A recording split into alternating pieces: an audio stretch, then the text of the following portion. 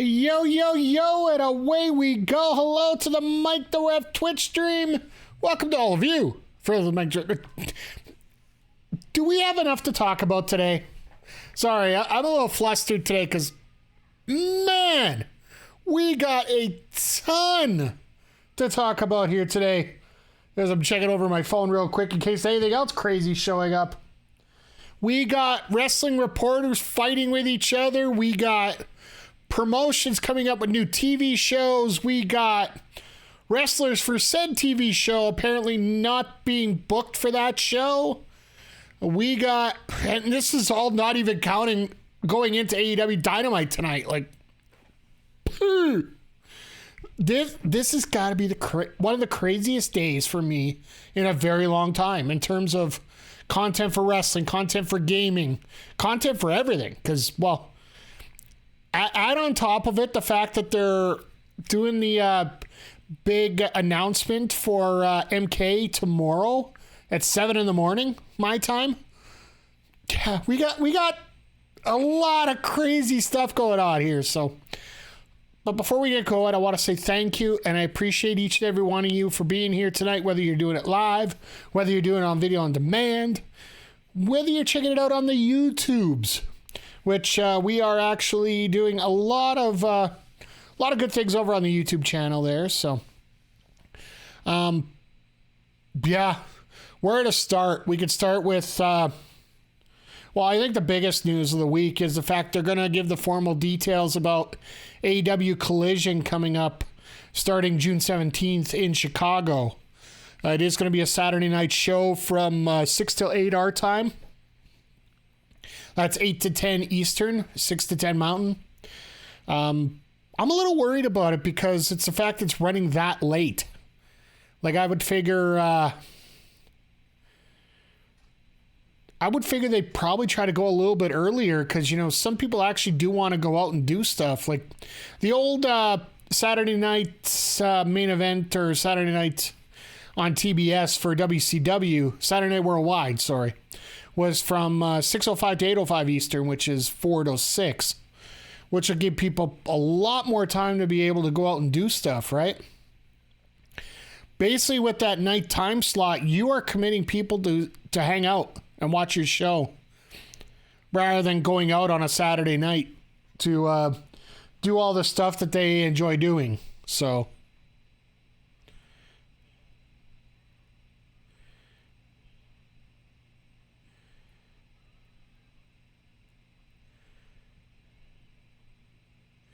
sorry, I just saw a funny tweet that just came up here. But yeah, we got a lot of action going on here with Collision. The rumor, like, there's some preliminary details. I haven't been able to read the stuff from Sean Ross Sapp yet detailing what's going on with it. But it was announced by Warner Discovery, so it's happening. Like, there's no ifs, ands, buts, or maybes. It is happening. So, there is apparently going to be like a soft brand split. Something that we've been asking for with the Fed for a while here. Basically what they, in many ways, what WWE has been doing here for a while. You're going to have two sets of rosters that are primarily going to stay on their own show. But then you're going to have your champions that are going to be able to float back and forth. Which makes sense. Like, I would say some of the champions. My personal opinion, since Collision's going to be on TNT exclusively, make the TNT Championship an exclusive to Collision, and TBS make that an exclusive title to Dynamite. Might help solidify things a little bit better there. In terms of other titles, like you can have the international title as your mid-card title on Dynamite. You could always introduce another championship. I know Tony wants to. I think he wants about 7,000 belts. So his Night of Champions becomes a week-long event. But keep the trios and the tag and only have one on one show, one on the other. Whether you're going to have it on... whether you're going to have the trios on... I would say you probably put the trios on Dynamite and the tag titles on Collision. Mainly because from what I've been told, the Elite are probably going to be mostly on the. As you see the early announcements of some of the roster that's coming up, you're seeing more that PWG independent style is more focused on the Dynamite side of things. While the initial announcements of Thunder Rosa, Miro, Andrade El Idolo, Samoa Joe, that's more of your sports entertainment side, which I think is probably going to be more about a Saturday night show. So I think that's going to be more the Collision way of doing it. So having the conventional tag titles over on Collision, while having the trios titles, which could get a lot more creative and a lot more different, you could put them over on Dynamite, and I don't think anybody would even argue about it. I think it'd be a lot of fun. It's going to make the pay-per-views absolutely jam-packed once again, unless we could be going with more.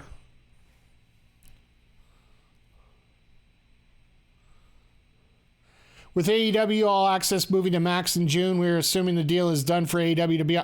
That's pretty much why they took all the content off the YouTube channel, like Dark and Dark Elevation have been removed.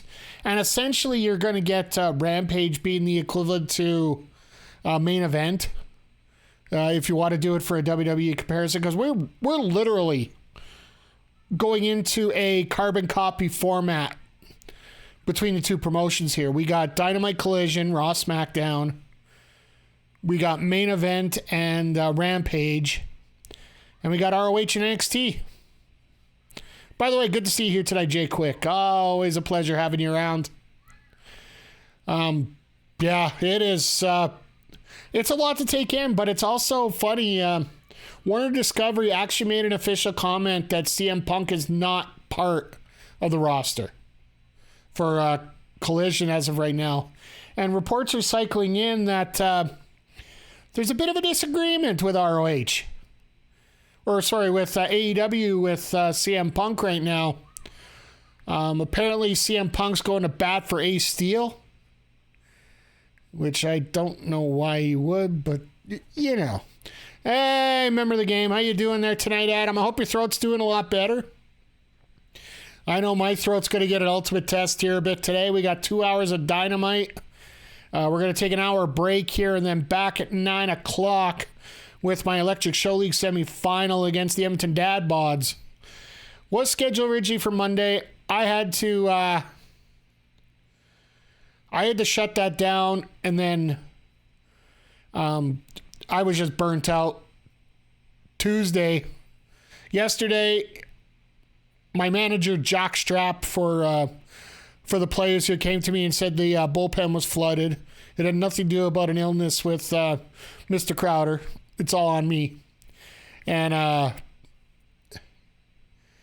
so we had to postpone it to today. So now we're going to get this in tonight at 9 o'clock. So I'm assuming that Beast Up North and the Death Valley Blaze won their semifinal earlier today. I haven't got confirmed reports of it, but I'm pretty sure that's the case. And now I can't talk. Molly loves it. Yeah. I know your voice would like. I managed to listen to most of the last show. The random idiot going on. The rambling idiot. Sorry, my brain is a little mush today because, you know, the heat and all that. Your voice did sound like it was crackling a little bit. Plus, I did see you on stream a little bit. So, congrats on finishing Gears of War, by the way. If you just before we get to the show, I guess I better turn it to the channel. I've been watching the Blue Jays and I was watching the Blue Jays and Yankees, see who gets kicked out first here tonight. But,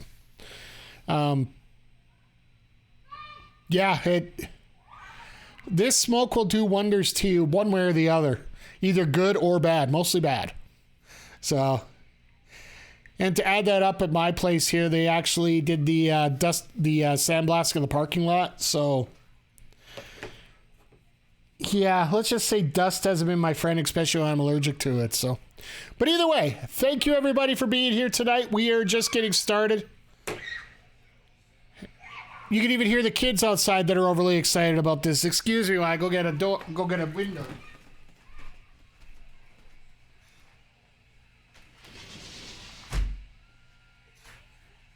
You know, chat, it's a little tough when you have like 6 or 7, preschool kids or grade 1 kids hanging outside your door. You don't want to sit there like old grandpa and going like this.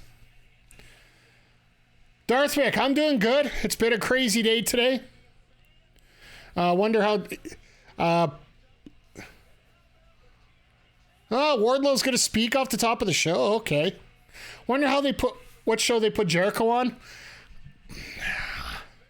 That's why I say this is probably going to be a soft brand split. Because let's put it this way. It's what I've been... Don't think they won't do a brand split? I personally think they're going to do, like I was mentioning earlier, I think they're going to do a soft brand split. And let's put it this way. They don't have to announce that they're doing a brand split. Just do it. It's the thing that frustrates me the most about the Fed. You don't really need to have this big fancy announcement of a draft and a brand split. Just have certain wrestlers show up at certain shows and that's it. You don't have to tell me about it. Just give me some good matches. Give me some good stories. And I think Tony might actually have learned that lesson. What are my thoughts on Hayter being injured? I don't know. I don't know the full nature of it. I know that she was injured before with... it was a legit shoulder injury that caused this whole storyline to form with Sheeta and whatnot. But if it's legit, I don't know if it's going to be a good thing or not. Interim champion Tony Storm coming. I don't disagree. Drafts are fun to watch, but you're only watching to see a couple stars in both of the same show. You probably won't turn to the show. Yeah.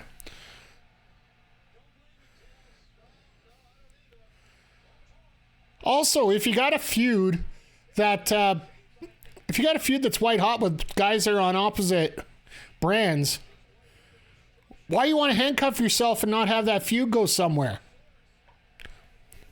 One thing I hope to see as we see CLB come out here right now.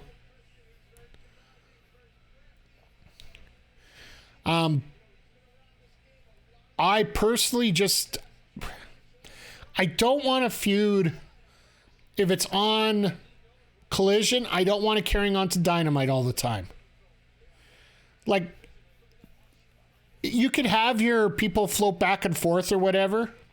You could have people soft solidified, as I would call it.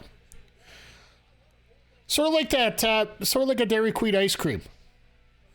You can tear it upside down and it's still a liquid, but it's still solid enough it's going to take shape where it needs to be. But you can easily take it apart and move it to the other places where you need to, like your mouth. And speaking of mouths, I don't want to hear Christian's mouth right now. I really can't stand this guy. Because every time he opens his mouth, it just seems that he's like Cheap Heat light. He has a point, but then he goes for the cheap heat.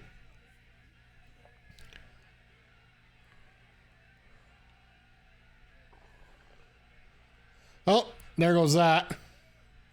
Oh my God, he just no-sold Luchasaurus' fist right there.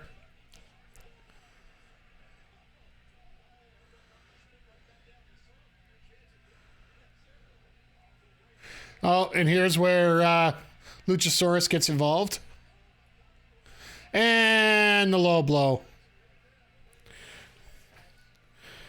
Well, at least we're getting this feud set up for the pay-per-view, right, guys?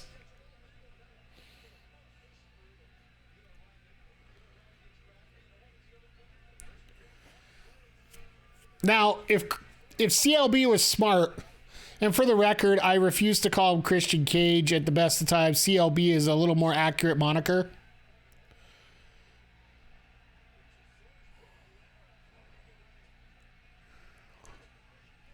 So are we going to do a ladder match at the pay-per-view or what?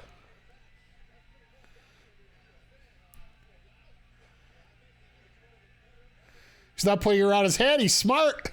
He's going to lawn dart him. Thank you, camera, for changing right when you needed to there. Jeez. Mr. CLB is smart. Hate it when you're right.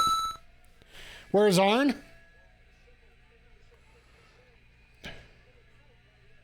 Maybe he couldn't make it out this week. Who knows? By the way, good to see you here tonight, Jaeger.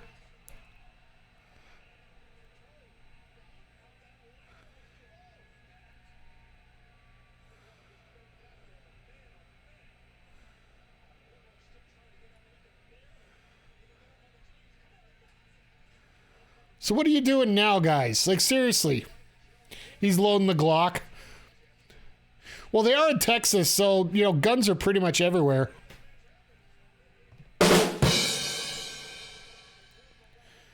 Is he actually going to try and load? Kill switch on the ladder, even though he hurt his back.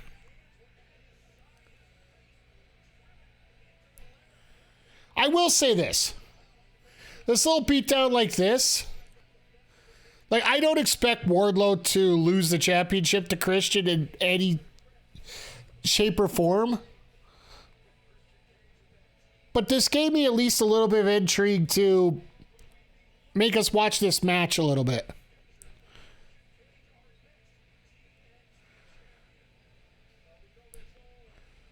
If we get this feud as the maybe the opening match of the card, like the TNT Championship, pretty much gets to be a mainstay at that point. Oh, here we go. And we didn't even get a chance to talk about last week. And we're just talking about it right here on the show where Callis ended up turning his back on Omega.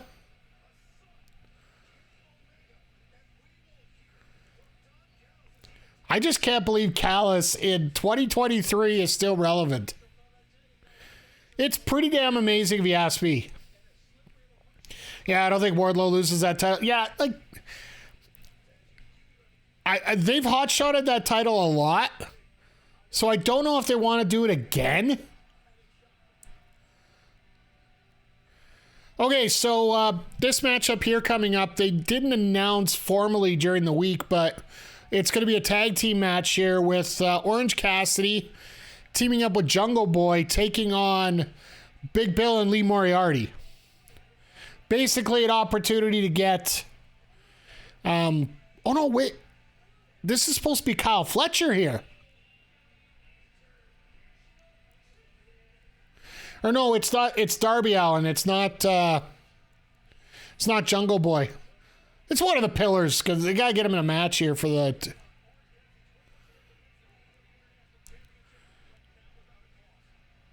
I didn't expect Jackal to be relevant in 2023 either. Like, kudos to him.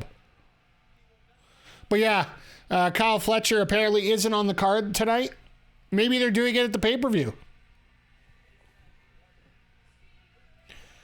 I hope we get him. You know, Adam, Omega massive damage feud? I think the best way to answer is this. No, please, no. Enough said. Speaking of Callis, I tried to get caught on reliving the war yesterday, and it was Raw when the oddities. Hey, yeah, like,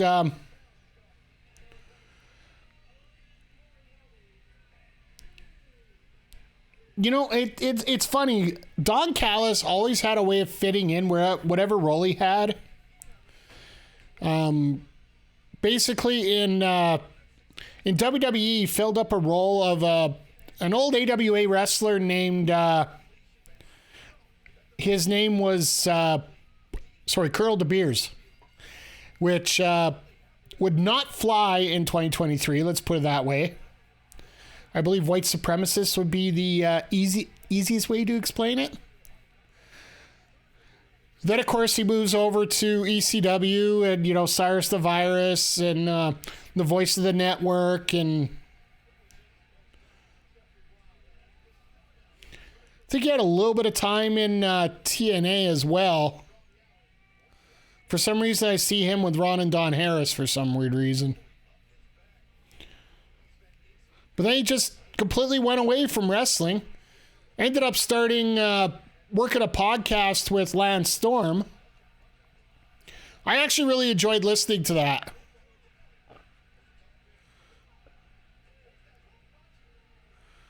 Like, serious, okay. Hey, Zodiac. Mike of the third tier. Yeah, I'll give you that. According to Kevin Lowe, I'm third tier, so we'll just leave it at that there. Think that Jericho and Roddy match will be chaos? Absolutely, it will be. I think, because here's the technicality here. They said no, that Cole and the JS are not allowed in the building. Yeah, they're going to fight outside the building, and that's when all the chaos is going to go off the air with that.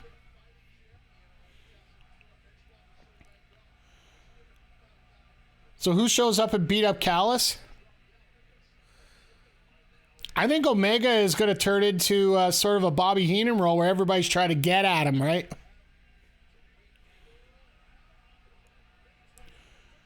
Ah, yes, the Rick Martel tag team with Don Callis. Like, don't get me wrong, Callis was great in the ring when he had his time. But, yeah, that was 80s? Maybe early 90s? Maybe? Getting to the big leagues as a pro wrestling manager just seems borderline impossible. One more for the good guys. Hey, Big Sam, welcome. Thank you for joining us here tonight for a little AEW Dynamite fun. But yeah, representing the hot dogs, always great. Good to see you here, Big Sam.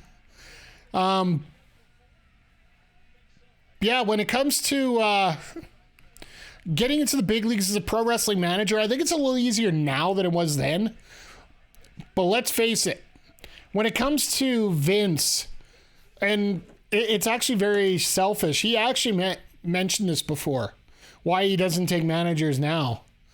Number one, he thinks people should be able to talk for themselves for the most part. But number two, he doesn't have to pay him. If he had to pay him, then, you know, like he has to pay for an extra body out there, right? If the manager's out there.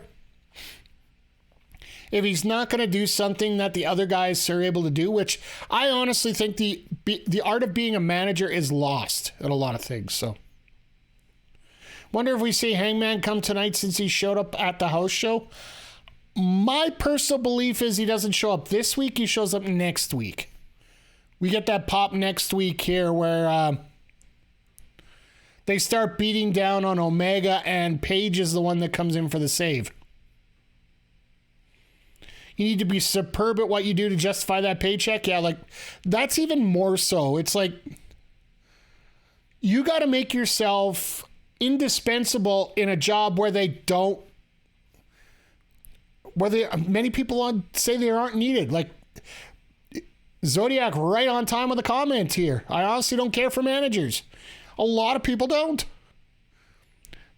I know that when they're done well, it's great. I will forever die on the hill saying the biggest feud during the Hulkamania era was not Hulk Hogan versus a particular wrestler. It was Hulk Hogan versus Bobby Heenan.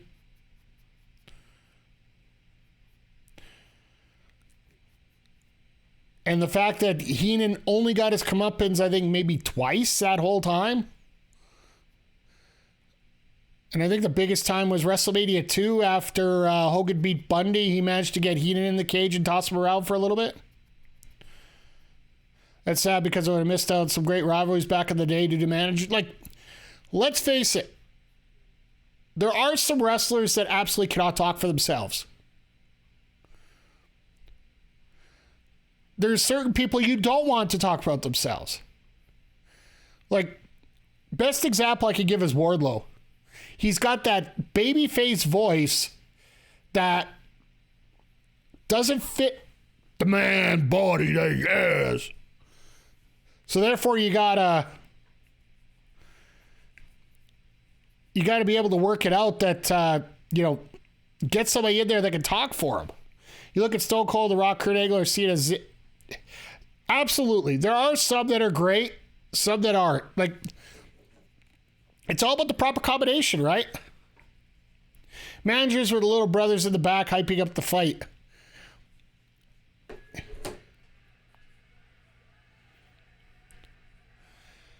I will say this: when used properly, managers can be an ultimate tool to continue out a situation. Like, one of my favorite feuds during the Attitude Era was when Kurt Angle and Triple H were going at it. And the main reason they were doing that is because Stephanie became Kurt Angle's manager for a while, and then it just escalated, and thank God it didn't turn into bestiality, which was more a 2008 thing. Kurt was on some heavy drugs when he was talking about that stuff. Seriously, he had to be. Managers now should be top-level talent that have issues getting over. MVP is great for that. He's great for Lashley, doing okay for Omos. Exactly. Like, I think right now it's very limited, but I do like how they're like the original start of AEW and the way they were using them. Actually, I really enjoyed. You had Jake the Snake with Lance Archer. It's also for name recognition as well. Like, essentially, you did have that mentor system to start.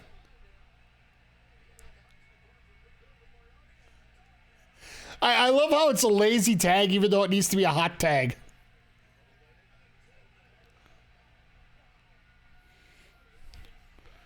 I love how Big Bill's tried to sell, but he really doesn't want to sell a whole lot for a little flea flicker move by Darby there.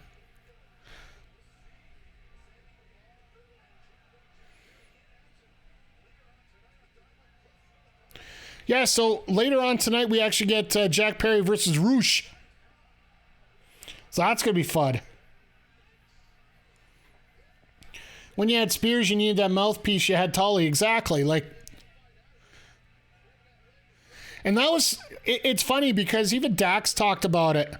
The biggest issue that he had with the Pinnacle is the fact that you have one of the best talkers around and basically their mentor in Tully Blanchard, and they never used him as in the role. MJF always did the talking instead of letting Tully do his job.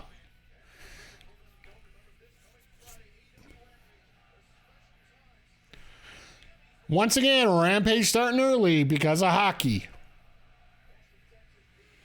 Which I'm very glad to say we don't have to worry about up here anymore. I still say refs suck. Yes, I know my moniker.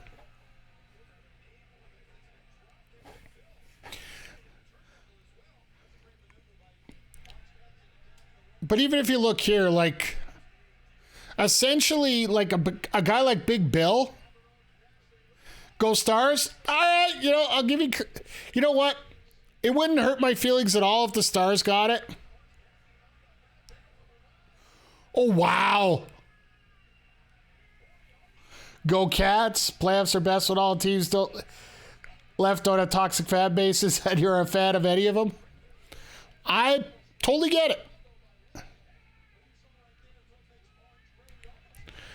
I honestly think that most fan bases can be considered toxic at one point or another.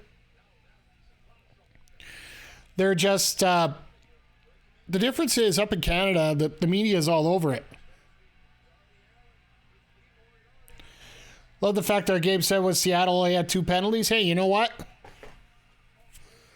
I didn't get a chance to watch the game. I don't know if it warranted 2 penalties or if it warranted 10. I don't care how many penalties there are in a game. I care if they match up to the penalties that actually happened.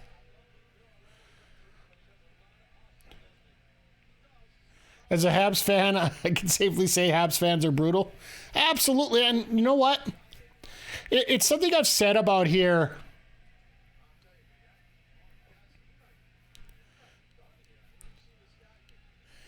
I can say this totally when it comes to Habs fans, everybody. And I've said this about wrestling too. If you really are upset with somebody because they've said something or done something stupid, the fact that you actually respond to them publicly causes more of a problem. Well, this is a decent... all right, that's a cool way to finish here. So what are you doing, Darby? Oh,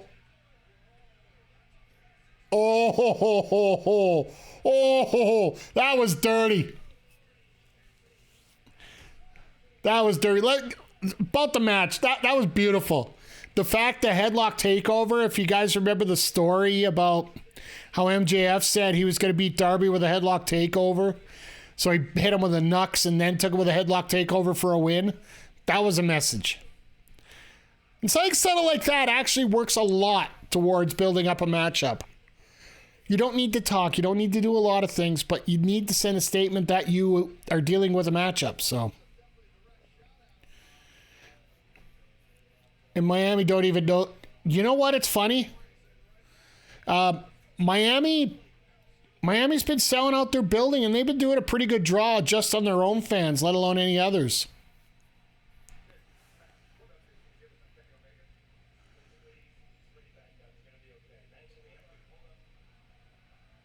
Oh, here we go.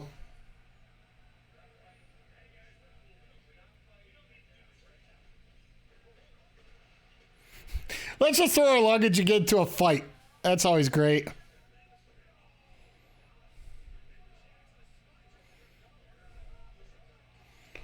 I hope I don't own that vehicle. In a city of millions, 30K ain't much. Either way. I don't care if you have small percentage. You have fans, you have fans.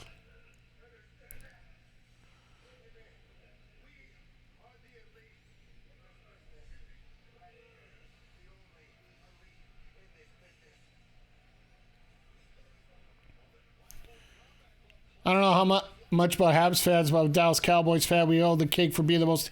No, it goes back big sum. Remember the game, everybody. I could simply put it as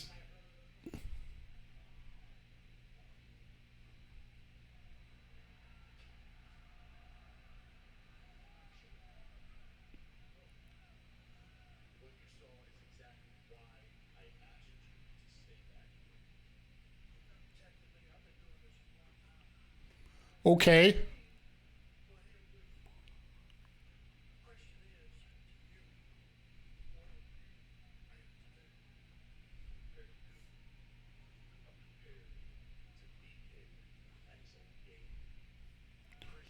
Arn throws like a girl.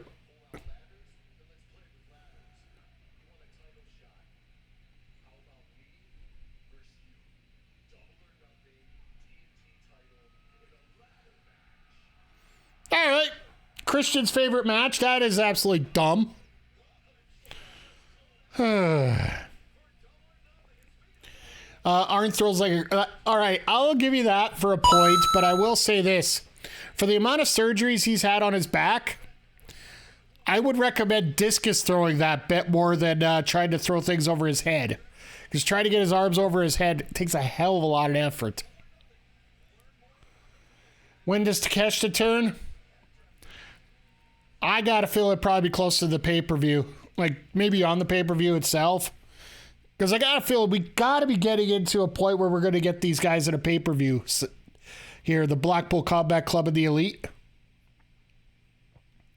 Do you think Thunder Rosa picks a side during the women's tag match tonight? No. No, I don't think she's here.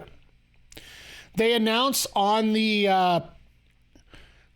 Water Discovery the big presser earlier today that Thunder Rosa is one of the feature athletes on Collision.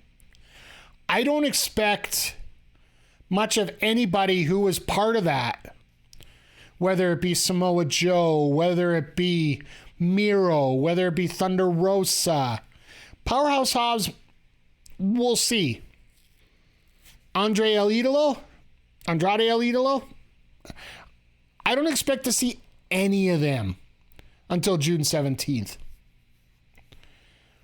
You get that anticipation up by having them on their own show coming up. But you could put them in for a show here or there, and it ain't going to hurt my feelings, but at the same time, it makes it special that we're announcing you're going to see these people over there. Come over here to see him. You don't get to see him over here. You see him over here. I say this very ironically when one of the best games to come out in the past 25 years is coming up on June 2nd in Street Fighter 6.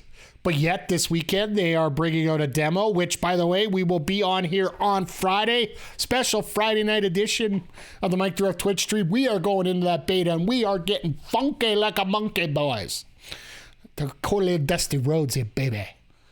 Oh, can you tell I'm getting goosebumps and fired up over this? And you can see CM Punk at his home.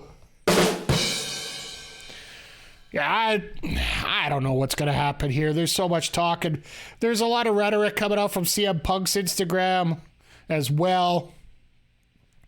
I was talking with the Heels, Pops, and Chair Shots Discord earlier this afternoon, and I just simply said it this. If I'm a promoter, as much money as Punk will bring in, and don't get me wrong, Punk will bring in money. Do we need this drama? Do we need to deal with the drama that he's going to provide? Because while I get it, it's always a 2-way, 3-way, 4-way street. We could basically be multiple exits going out on this street here. But at the same time, when there's consistently a certain point where it's all coming from, you gotta think a little bit about that, right?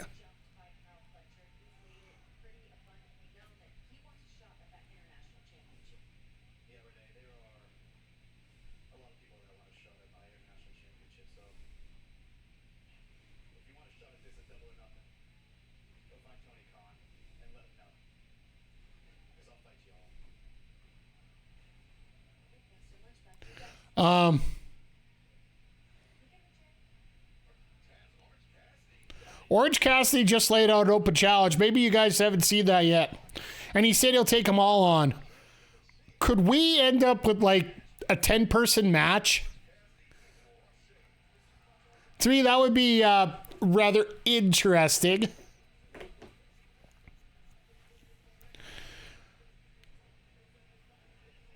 With all the punk trauma, might explain why Omega and the Bucks were like, we're good. Exactly. Like, I know there's many different ways that you could.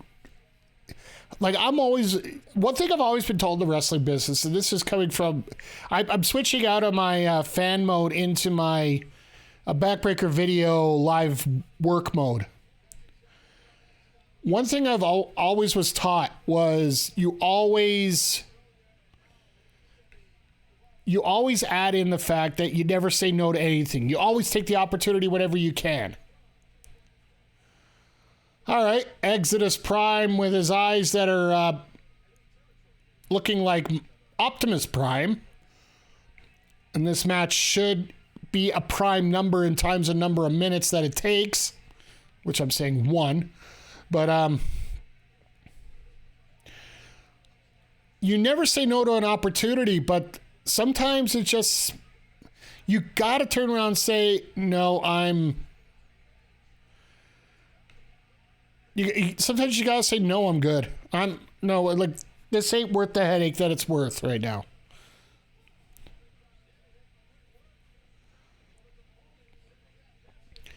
All right. I was right. Less than a minute. Big check mark for me here. But this is interesting. What is this? Match 3 and we're at 6:30 already? No, match 2. Okay, never mind. We're a little bit... Yeah, like, when it comes to the skills of CM Punk, I'm never going to deny.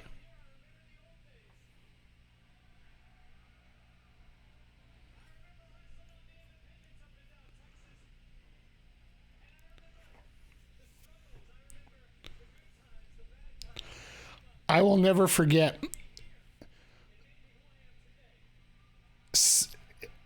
Backbreaker video, when it was the Edmonton Sports Podcast Network, Sammy Guevara actually turned around and said,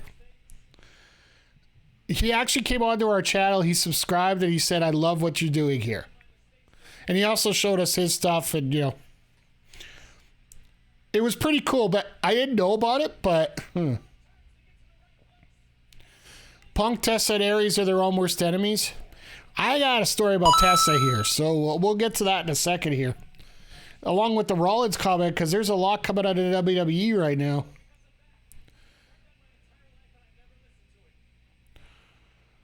Would have preferred Sammy versus MJF one-on-one. I think you can run that later.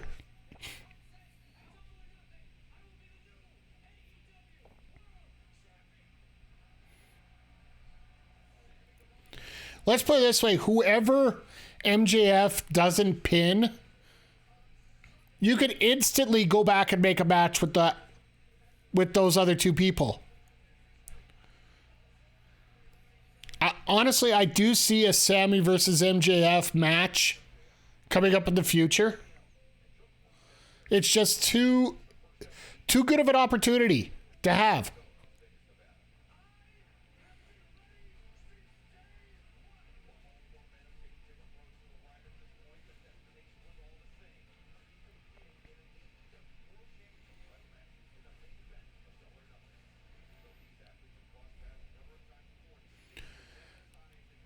I do appreciate the fact that they're really throwing the extra promo videos in here, keeping the promos short by each of the competitors if they're throwing one out there.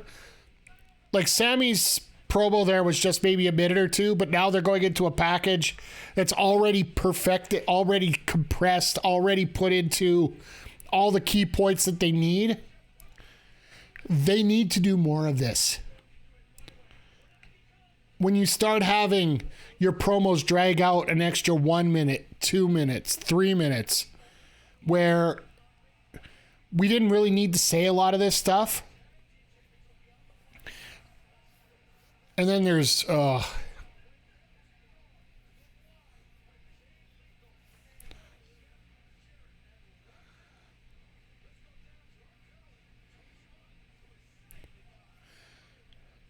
and we're going to get an FTR promo because of what happened last week.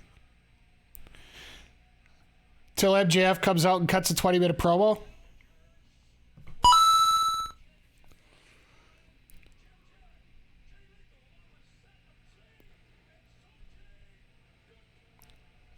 Team TNA! TNA! TNA! TNA! I will still say this. The champ does what the champ was. I will say this. Champ does what the champ wants. Okay, yeah, that makes sense. I will say this. Completely off topic here. Jeff Jarrett's theme is an absolute banger. I absolutely love it.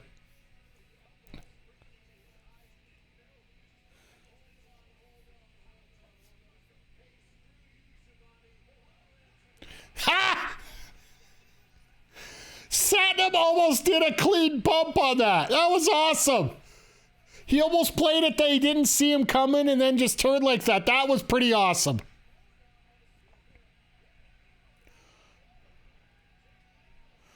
Why are they doing a strat? Uh-oh.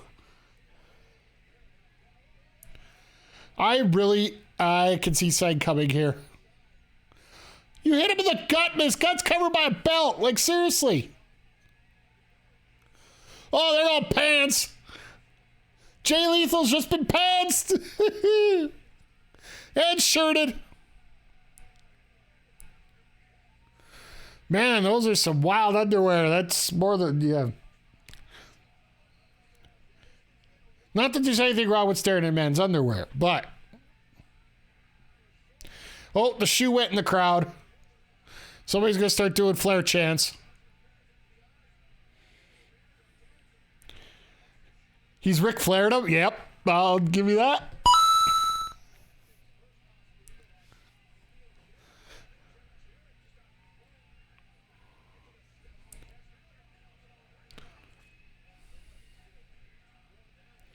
And this crowd's all over it right now.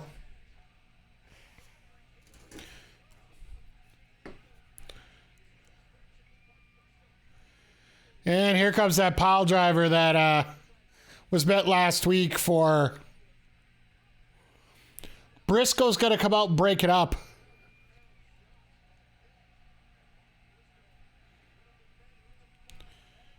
So what the stip of the match? No DQ, false cut. Well, we do have we have Mark Briscoe as the referee for this match, so it's already got a stipulation. Karen! Wait a second. We've already had a nut shot earlier.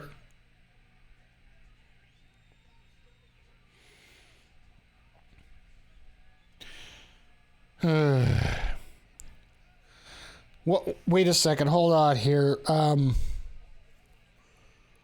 The OSW podcast puts it perfectly here. Damn it, D'Lo!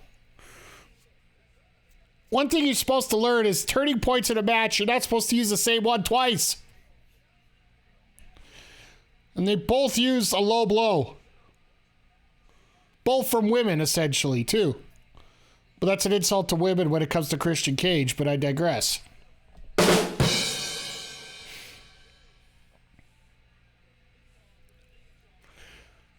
Oh my God, like, seriously, like,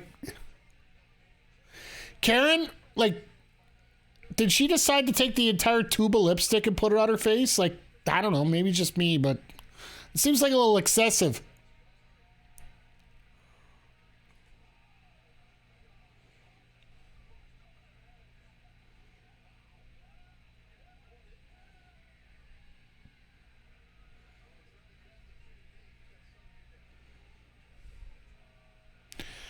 Could you imagine Team TNA winning this championships?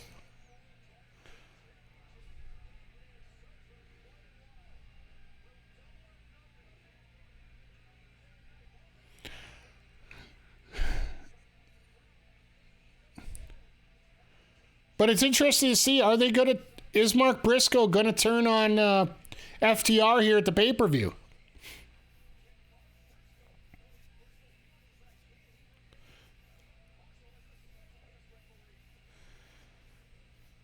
Kurt Angle woke up, saw this that much lipstick, and was like, no, Jeff, you can have, no, Jarrett, you can have her.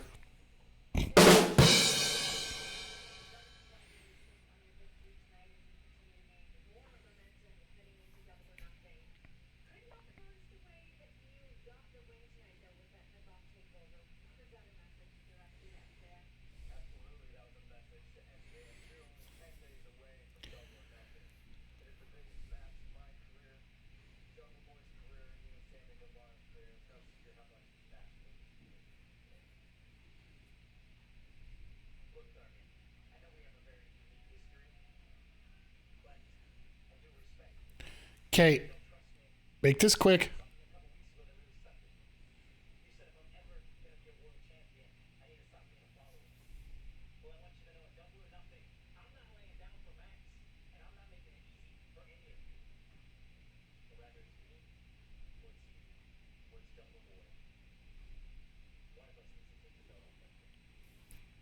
Tell you what, AEW don't need, and that's Kara Jarrett.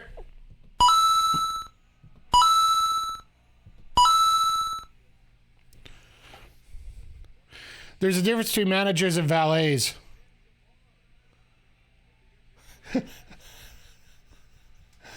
Oh, you want to talk about, segways? Because Saraya has now turned into a valet for the last 2 months.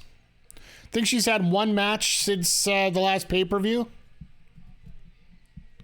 And even that was a 30-second match. Now, to be fair, this was supposed to be a 6-woman tag match. Unfortunately, Jamie Hayter can't work tonight. And if I'm going to take somebody out of this matchup, it's definitely going to be Saraya.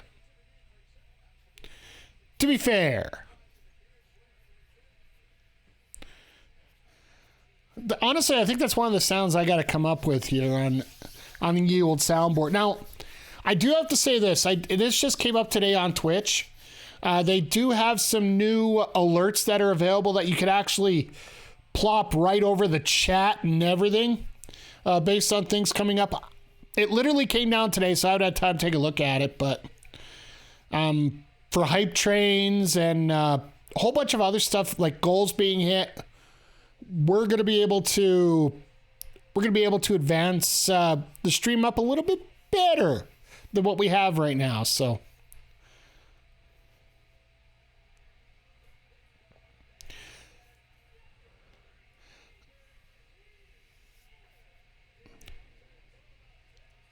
well, Britt gets a pop every time. That is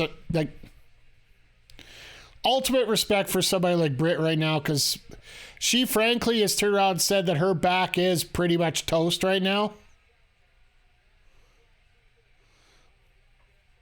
Like, she's trying to work her way through it, but it's not going to be easy. Like, both her and Cole were in a rough shape there for some time.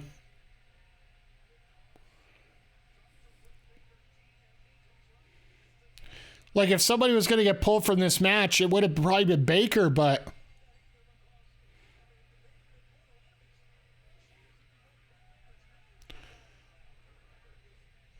I will say this. I love Sheeta's new gear.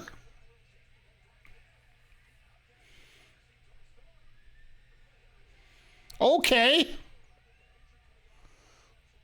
That was... Sheeta is not used... I haven't seen Sheeta do much for Hurricanranas like that.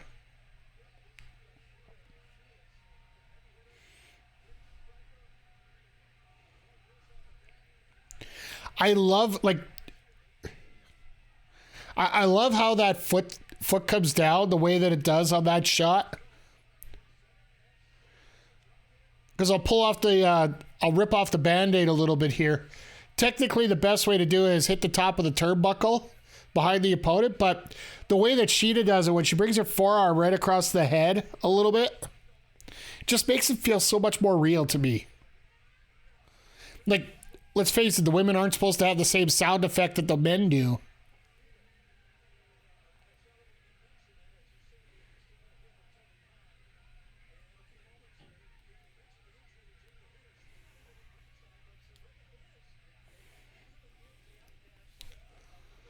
Yeah, they're bringing up the point that Saraya is at ringside, so I got a feeling she's going to end up getting the victory here.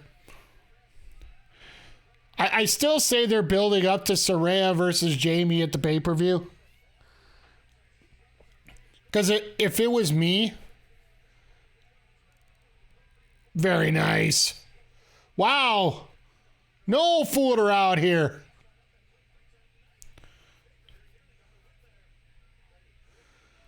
Baker just getting everything in.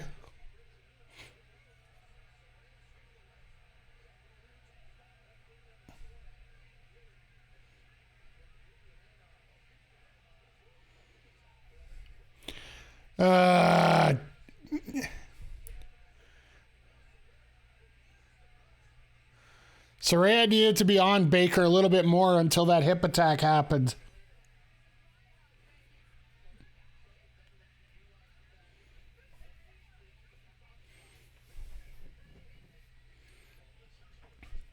But yeah, if they can work it out, if they can do it as long as they can, I got a feeling that the main fight that they're going to be looking for is Saraya and Hayter at Wembley. Like, if you want to have an ultimate pop for the crowd, that's where you have it. 70,000 English people cheering on their hometown girl against their hometown baddie.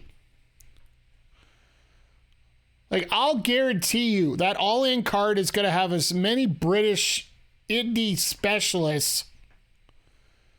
I don't even want to say indie specialists, really, because, you know, Will Ospreay, like right now, the biggest rumored match for All In Wembley is Ospreay and Omega, which, come on, let's go. As long as both guys are in a decent shape, that is going to be an absolute amazing match. But, yeah, it is, to say the least, if you could get matches like Ospreay and Omega, if you could get Hayter and Saraya, Hayter-Saraya doesn't have to be that good even. It could be literally an average middle-of-the-road match.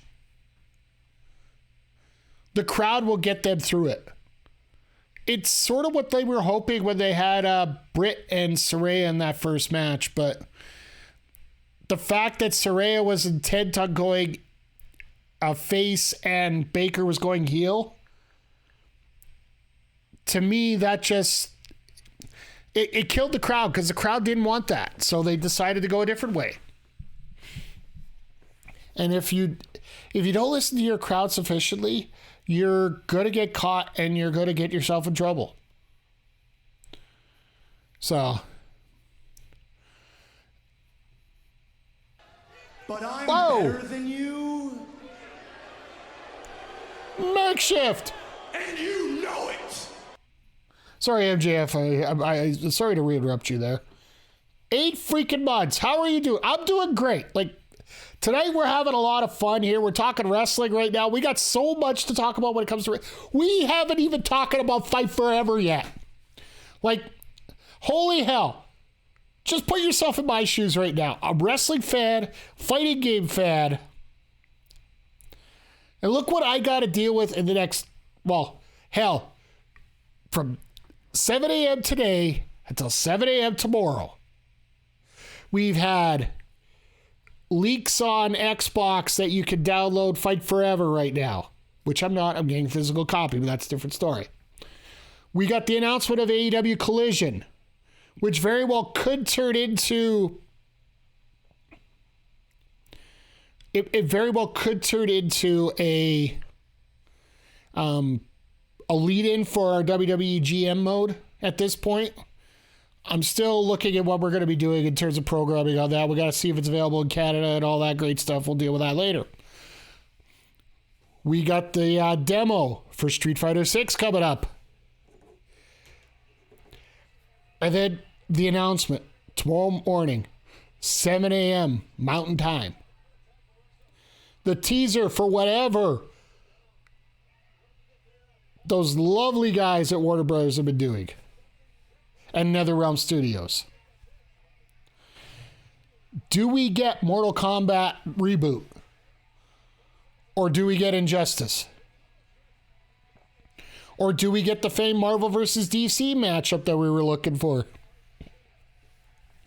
We literally have multiple options. Jaeger, the Fight Forever news is...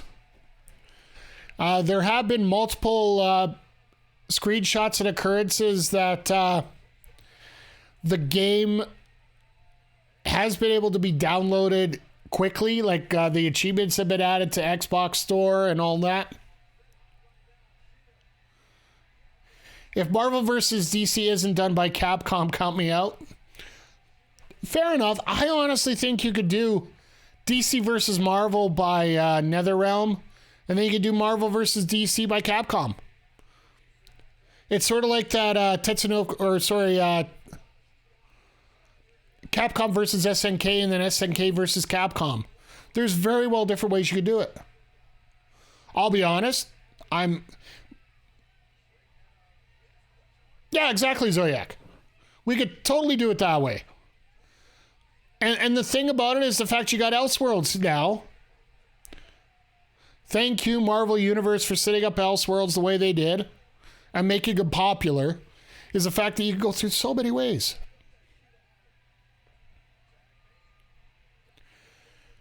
I only have a Switch. Should I buy a controller for Fight Forever, like the N64 controller, or an 8-bit Duo?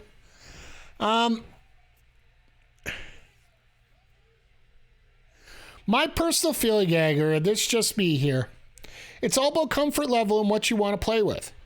I would say, if you got a Switch right now, frankly, a Pro Controller should be the best thing for you to have.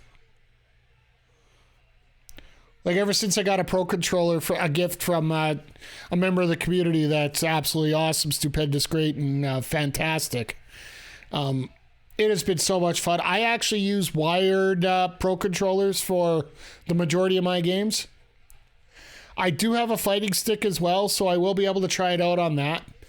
I wouldn't waste my money on a fighting stick quite yet. No hate against the Switch, but I feel it's going to run like crap on it. I'll be frank. When it comes to the Switch, I think it's going to be dumbed down to the point where it is going to run well. There's your interference spot.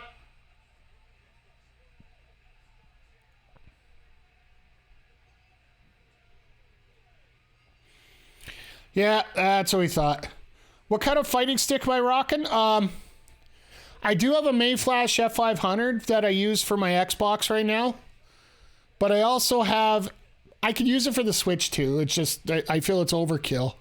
I do have a special edition Ori Street Fighter fighting stick that I can use for my Switch. So, yeah, it's all about preference of playing. Like, hell... Most people are using hitboxes these days, and I'll never touch one. I have a hard enough time hitting 4 keys with these 4 fingers versus here.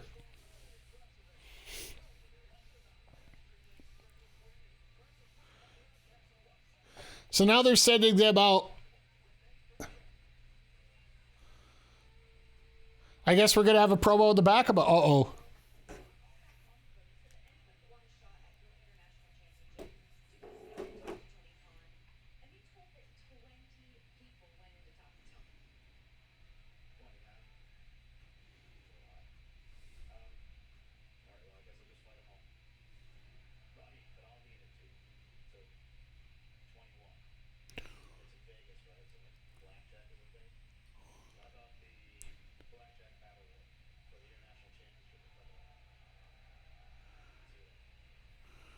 So are we going to get the Casino Battle Royal and the Blackjack Battle Royal?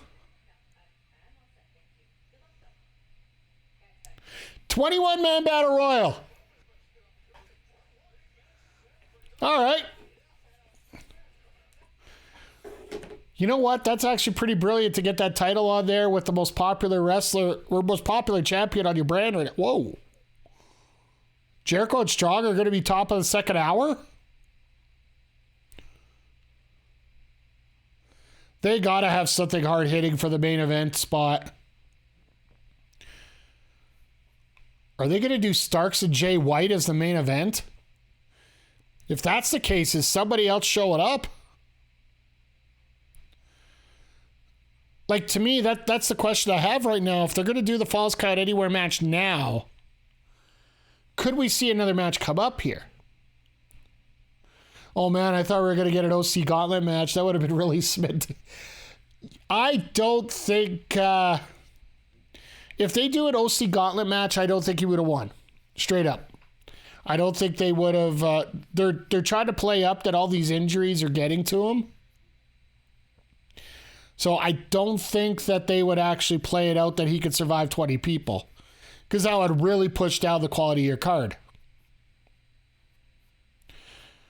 A Blackjack Battle Royal, it's a way for him to keep his title and not have to overexert himself, which actually is pretty brilliant if you ask me.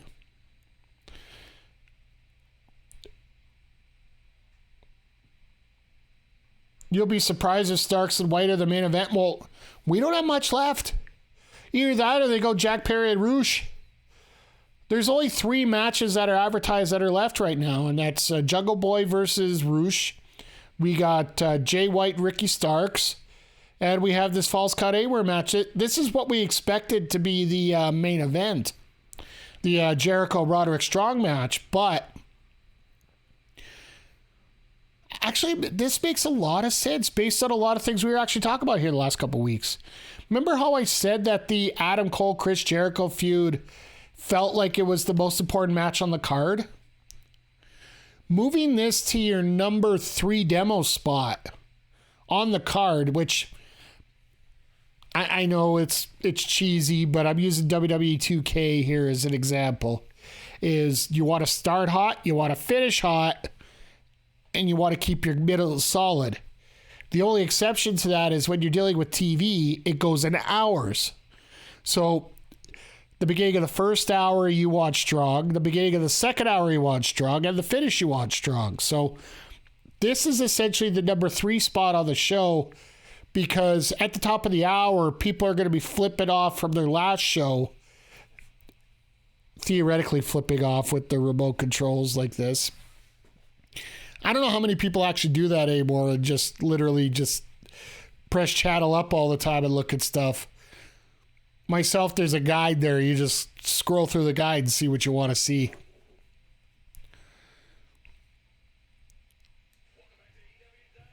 But it actually, hey, Tony, why are you still my thumbs up here? No, I get.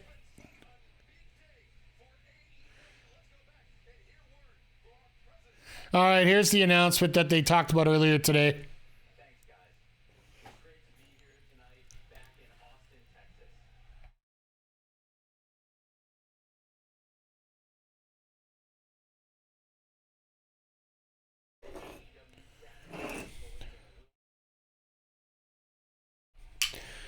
I love the graphics, really basic, and it's a whole set of different colors. And I'm here to talk a little bit more about Collision. It's going to be a hot ticket and a great live event. After that premiere, we'll be going on the road to Canada. So they are announcing that Calgary is going to be a live taping for that show. Regina, the city that rhymes with fun.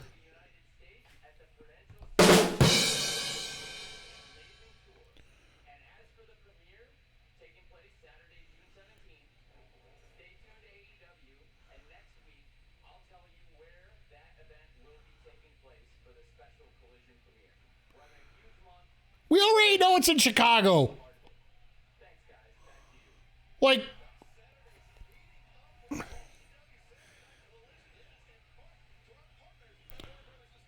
you think you'd love Regina? She's a nice person. With all due respect, it is a great town, except it has the Rough Riders in it. So, if you don't know who the Rough Riders are, it's the Canadian Football League team.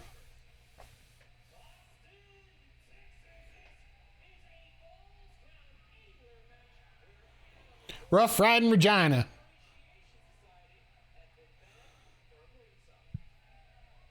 Banned from the building, not just ringside.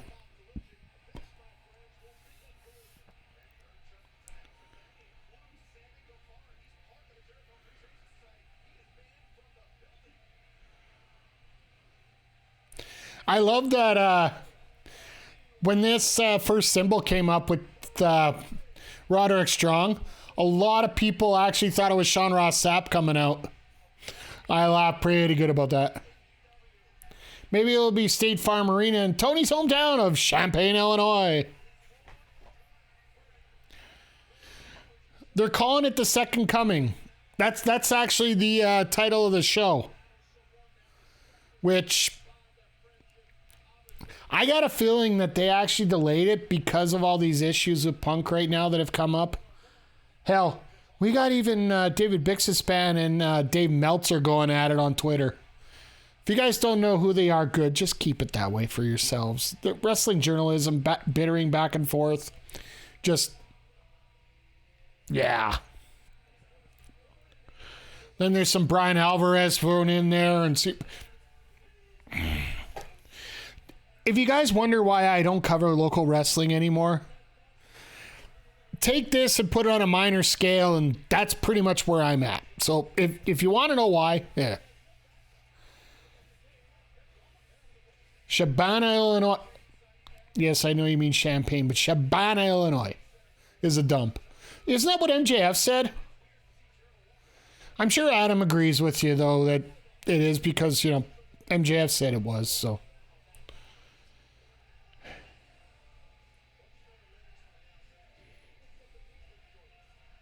See, if I'm Jericho, I'm smart. I'd be smart. I'd never take off the jacket, but I'd also always hesitate. It's Champagne Urbana. Shambana. Okay. As opposed to Toilet Wine Arkansas. We're on a roll tonight. And chat, I just want to say thank you once again because we are at an absolute roll here tonight. You guys have been so helpful in making things. It makes it very easy when you guys are out here chatting with me, bringing up ideas, wanting to talk about stuff. I still don't know why Roddick's tried to attack him with his jacket on.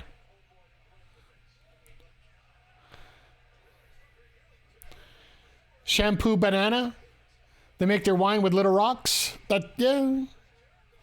We got rib shots everywhere. Zoe got an audible chuckle for. You know what? You guys are good. I'm going to give you full credit on a lot of this stuff.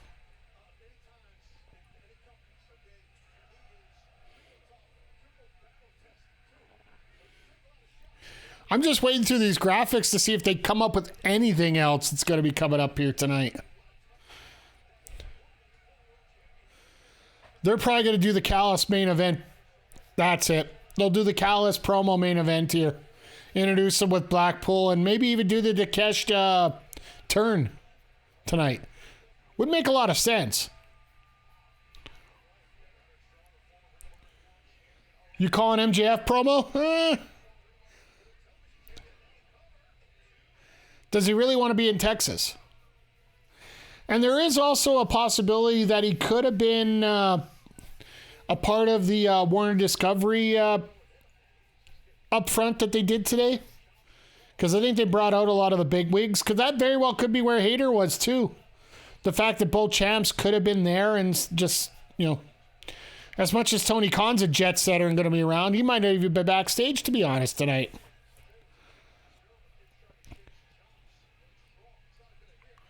Does Austin really count as Texas? I think so. Every state has to have a face. Dallas is the ass and all.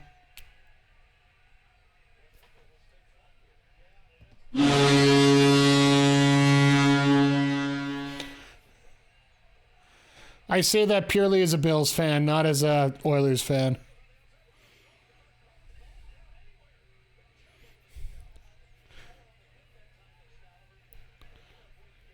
It fits. For the record, no idea why I chose Arkansas. I'd never been there or known anyone from there. Just have a good place for toilet. It sounds like an MJF promo perfectly. Except you didn't bring up hillbillies, which, that would be the other thing that you'd have to bring back. Could talk about pigs or razorbacks or something like that as well, but,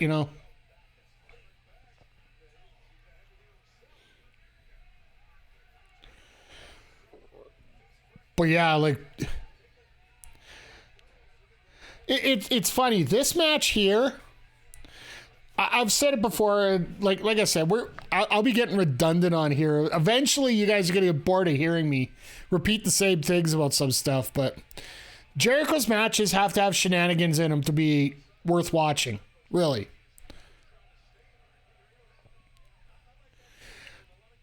And a Falls Count Anywhere match, that's pretty much perfect for the shenanigans part.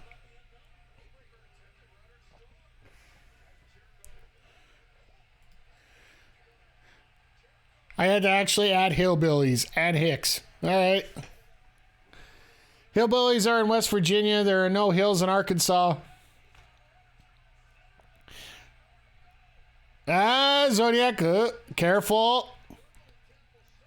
With the exception of the Action Andretti match. Okay, fair enough.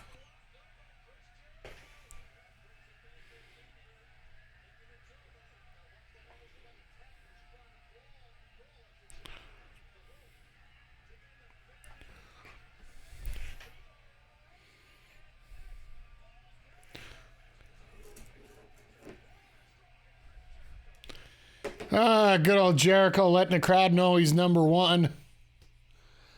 Trying to be so supportive there.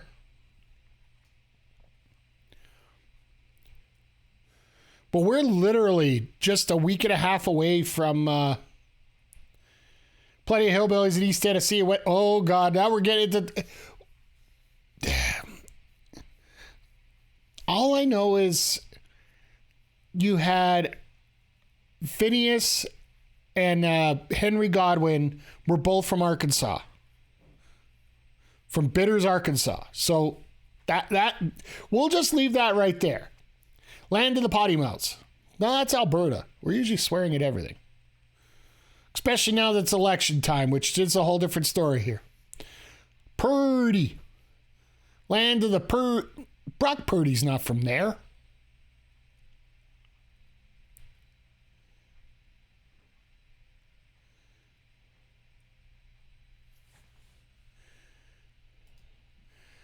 Where was Hillbilly I think it was Arkansas as well. But I also think Vince had a thing against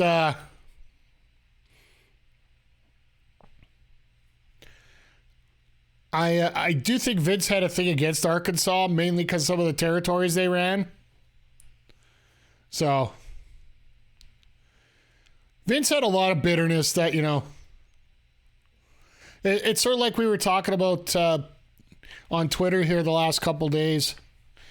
If you guys haven't heard, Superstar Billy Graham's basically on life support. And his significant, or his family is refusing to...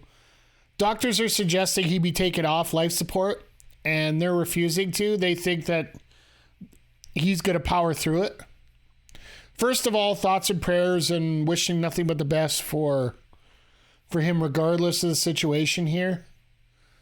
But one thing we were talking about is the fact that I highly doubt that Vince is going to do anything to acknowledge one of the people that made him the most money during the 70s and 80s. The pre-Hogan era. The guy who gave the inspiration for a lot of the promos that Hulk Hogan did. All because Graham was part of the steroid trial, I do believe.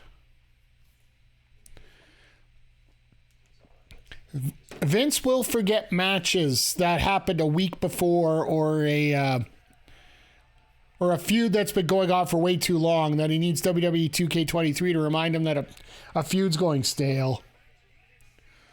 But he'll remember people that tried to get him at oh God. Did Graham admit to using steroids? I do believe so.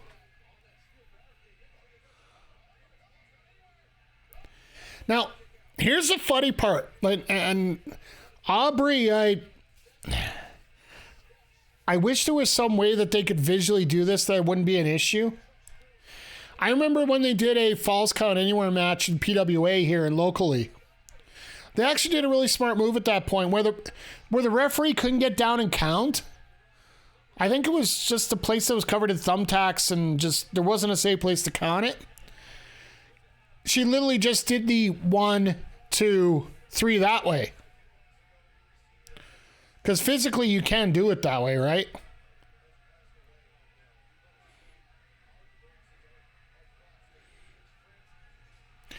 Well, Tony Khan's paying for that tape. Oh, what about the environment? Look at all those paper plates.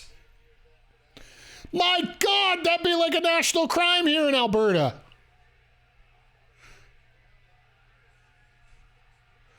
Seriously, look at all those paper plates and they're actual paper.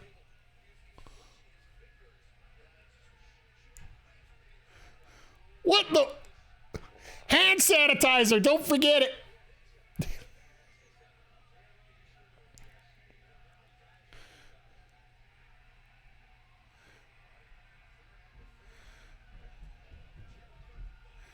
But you can recycle paper. Good point. Yeah, if you didn't know, as of next month, paper bags are banned in Alberta. Or, sorry, plastic bags are banned in Alberta, so.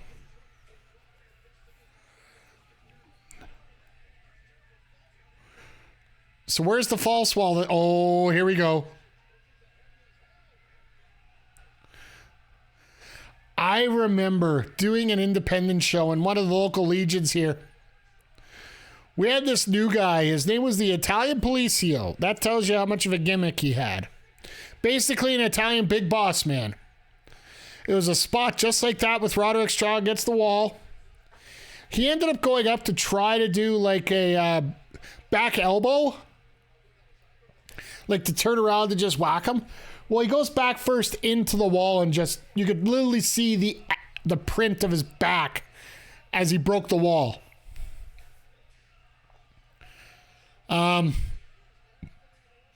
Somebody's going off that.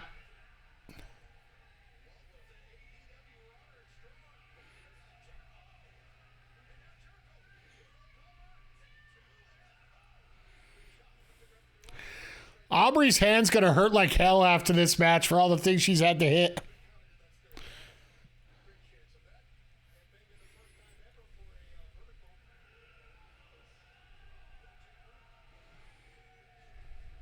Well, they teased the spot, but didn't do it. Horrible. Horrible on us.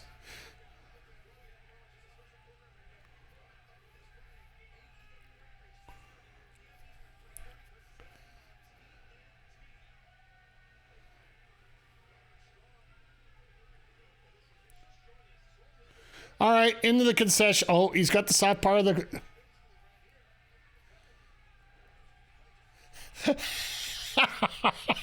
He tried to throw the condiments and they wouldn't fly.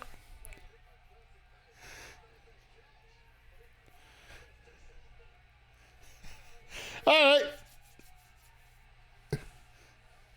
He just got pie-faced. Pie-faced. Good luck, secure. Oh!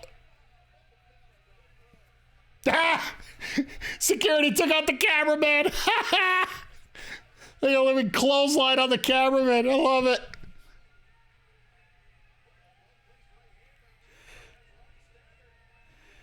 Jericho is getting a quality green pie.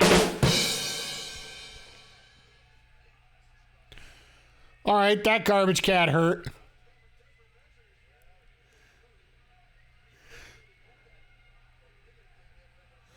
I was gonna say, what's this in the hashtag in the mood here?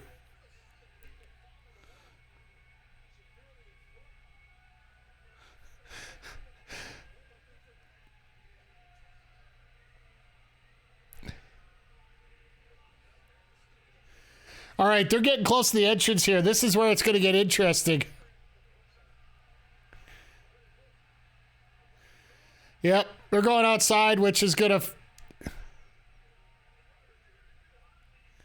Here we go.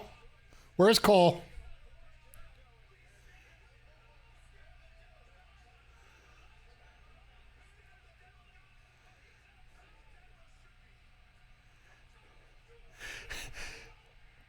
So is the JAS here or what?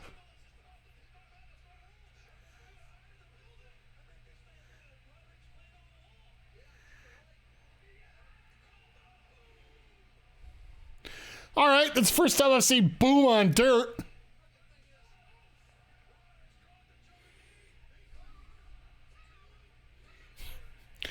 So who's bleeding?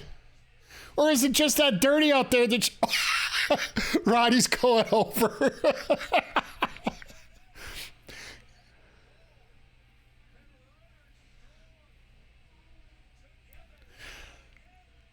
Wow. Adam Cole gets one over on Chris Jericho. I totally thought it was going to be the JAS that's going to be out here doing this stupid stuff.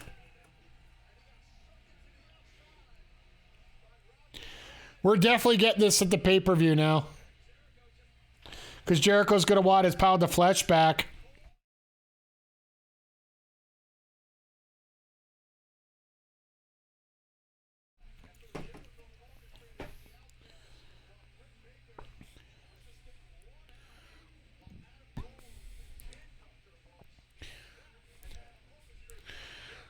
But this is what happens when you piss off the wrong husband or boyfriend or whichever.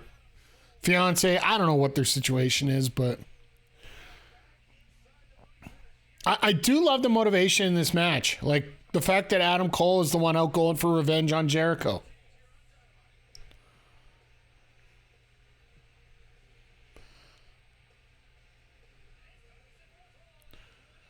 So either they're doing the Don Callis main event or they're doing... Could we... Meanwhile, the person in charge of landscaping plants for the arena is watching Jess Holmes saying, "Son of a bitch, they messed up my plants.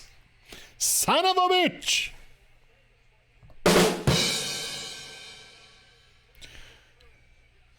Meanwhile, if I'm the guy that just wrecked all his plants, I'd be just doing the quick rope.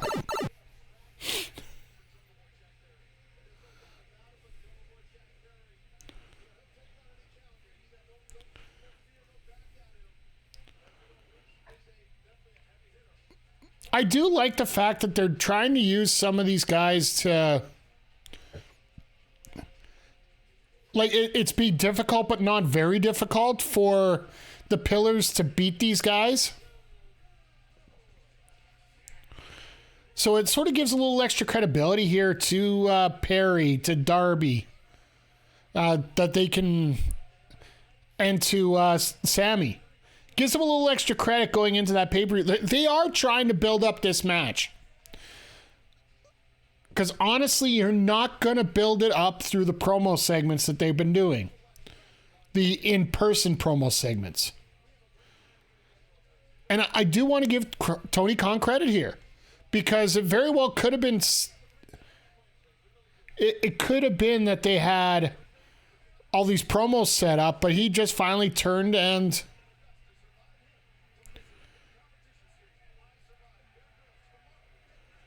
I survived Bear Grylls.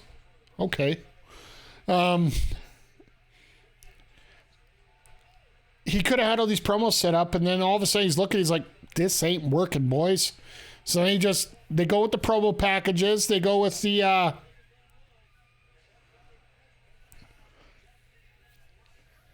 right, well, Jack's fighting for the bottom, that's for sure here.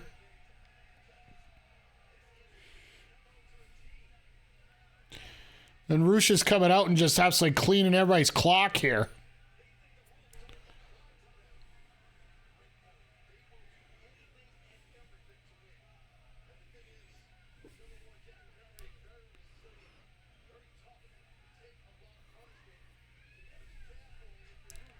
Jesus. Right, you know what's funny? We've seen all of one move so far.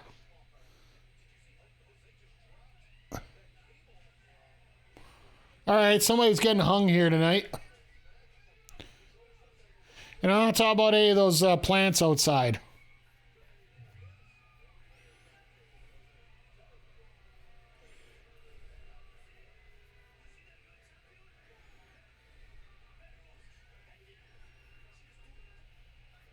So it's going to be interesting to see where all of LFI goes, because now we got finally the leader of LFI is finally announced that he's coming back to action here with Andrade El Idolo. He, if you guys didn't see the press release, it actually listed El Idolo as one of the featured players on AEW Collision coming up June 17th.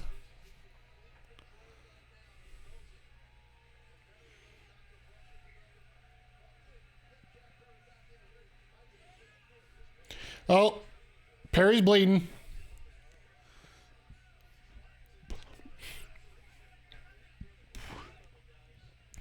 Gotta play up the ultimate underdog story. I guess that makes sense.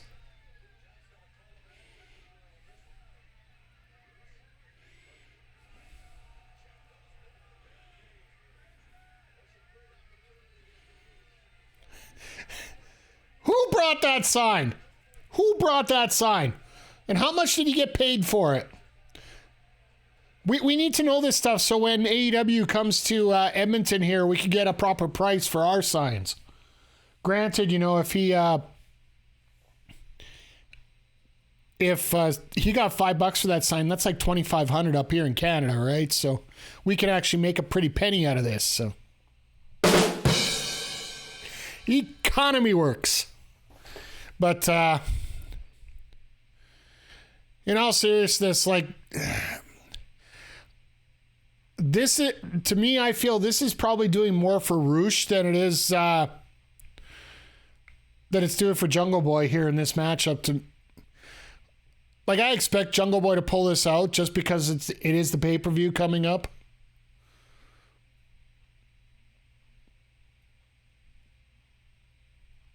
But the fact that he has to do this much against Roosh means that MJF should be like 10 times worse, right?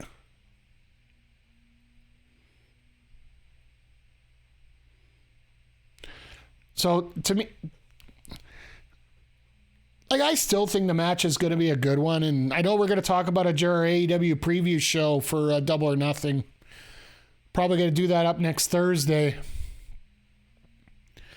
By the way, if anybody here is local watching right now, we are going to be hosting an AEW watch party at Beercade in Edmonton here, 10544 82nd Avenue. We are going to be at no cover charge or anything. Just make sure you tip your servers well and tell them that we sent you. And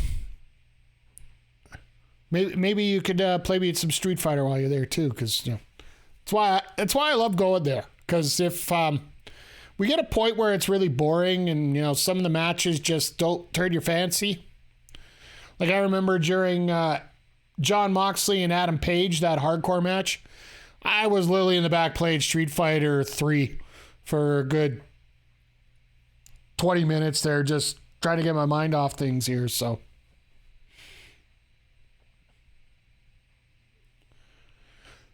But yeah, I'm going to be on here before that. We're probably going to tape it and then put it up on the old YouTube channel, the wrestling YouTube channel, which if you're not a subscriber there, first of all, it's free. And second of all, there's a lot of great wrestling content going up there, including the replay of this will be available up there. Tonight it's going to be a little later because I do have a stream coming up at 9 o'clock. I can't upload and run a stream at the same time. It's funny, I got only one computer so far. Working on a second one, but that's time will tell.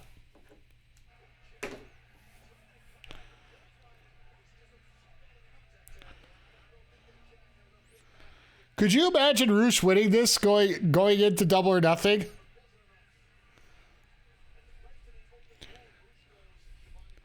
Then you got MJF that'll just come out here and say, why are you even in this match if you can't even beat Roosh?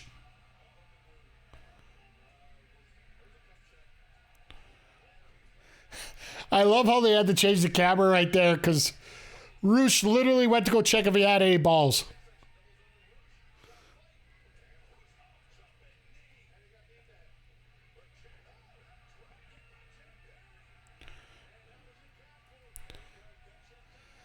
Looks like this crowd is trying to get behind Perry, but it just...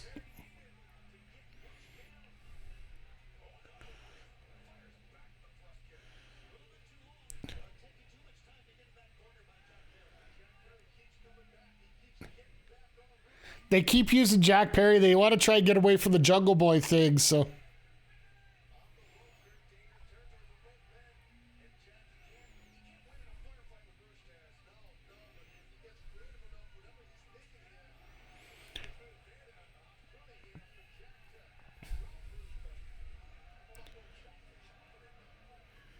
But I will say the card is starting to fill up pretty nicely here. Like, we haven't had the formal announcements for the matches, but...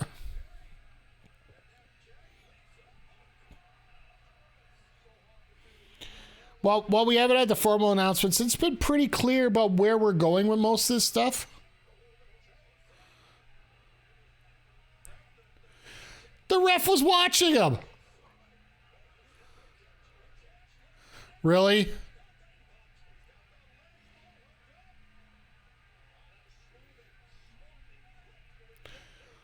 You gotta love how Roosh is turning around for the TV for him.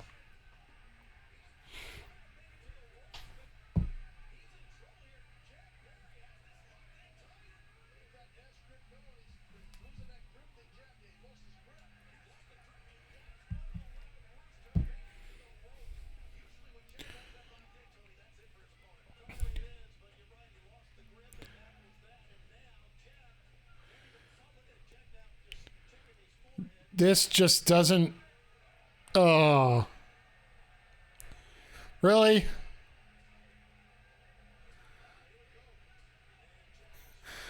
Yeah, like. Honestly, this doesn't.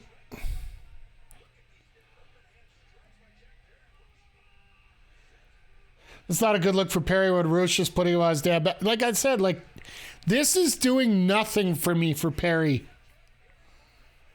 Like, to me, it makes him feel like an afterthought going into this title match.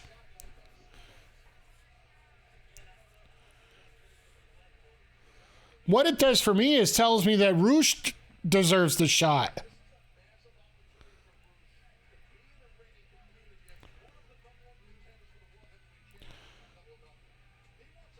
Perry is the derpy Hydra head of the pillars. Yeah, I'm. One of the worst things you could do as a promoter, as a content creator. I learned this lesson myself. You don't force anybody out to. You don't tell people who they have to cheer for. You don't have to tell people who your top people are. You should be in a position where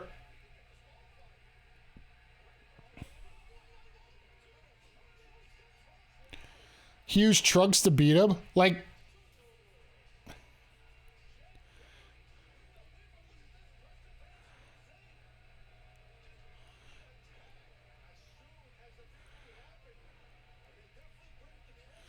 yep, they're going to go hang him.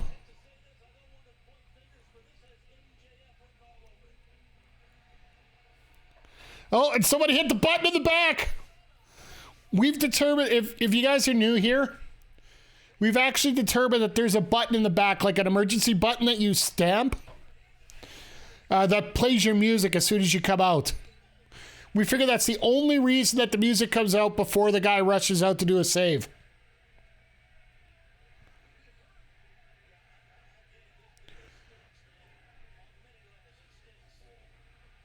So Guevara's coming out to do the save too.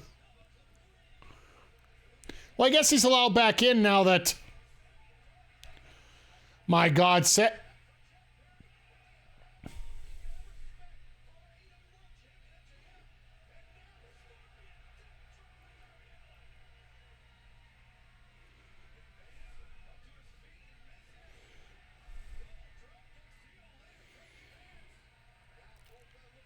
So this whole segment, to me, makes Perry look like the weakest piece of... Yeah. And it makes Sammy look like he is the guy. And honestly, I don't feel bad about it. Like you guys said earlier, that in the chat, it would be great to see Sammy Guevara versus MJF one-on-one. In many ways, that could be a great... I honestly think they're holding out on it.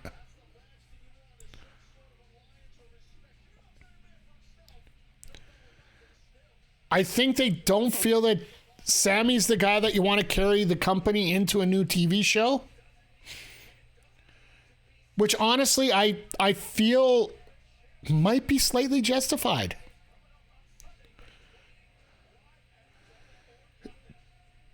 Because frankly, let's think about this.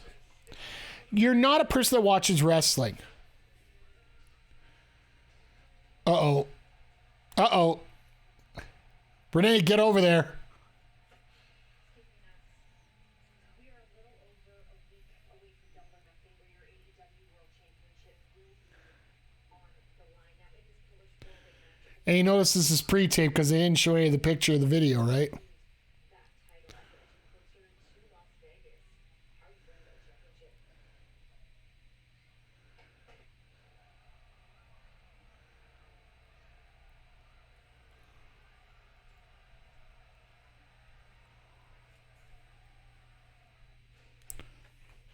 They're too focused on these four. They're losing focus on the other talent that is more ready to carry the brand now. I could see your point for that, and I definitely will agree with you on it. What my feeling is, and I was getting back to this before that promo came down. When you're trying to present a product to somebody who isn't into wrestling, do you want to see your top guy in your company just be some everyday schmo? Or do you want to see him being jacked up, little extra muscle, more visually appealing to your crowd? I'm not saying don't develop Sammy into that champion and let him be it eventually. Yes, I am sounding like Vince now, but to be honest, that's one of the promo things that makes a lot of sense. When you're trying to advertise yourself to a non-wrestling watching public, you don't want your main guy to be somebody who they think you could be, literally. Like the best way I can explain it is when you're dealing with indie wrestling too. It's something I've heard. It's stories I've heard many times. When you're watching somebody in the ring, do you want it to look like you're in there fighting somebody? Or are you going to go in there trying to look like somebody that you could aspire to be fighting somebody? Now, if you didn't see a guy like Sammy Guevara, and I'll get to those in just a second here. Just a second there. When it comes to coming to a raw audience that doesn't know your product that well, you need somebody that can stand out. And Zodiac, the best thing about guys like Danielson, Pug, Cole, you need time to develop those stories. And Sammy's story isn't developed yet. Darby's story isn't developed yet. Perry's story isn't developed yet. I wholeheartedly believe one of those three will be that pillar that everybody's talking about. And my personal feeling, it will be Guevara if he gets his head on straight. Like, as long as we can clean up all this extra BS that he's been throwing out for months, his fight with Kingston, his stuff back there. Garcia is a great example of that. But the story needs to be built. Right now, if you're trying to get $1 billion, like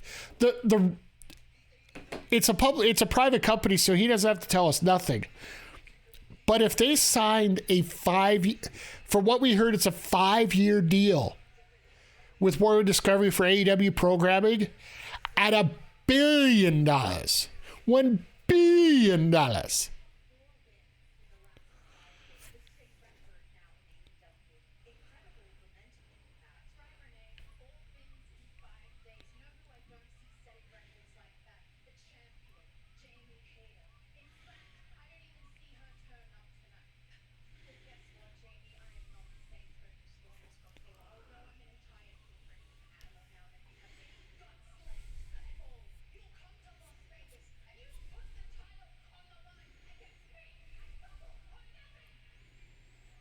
All right.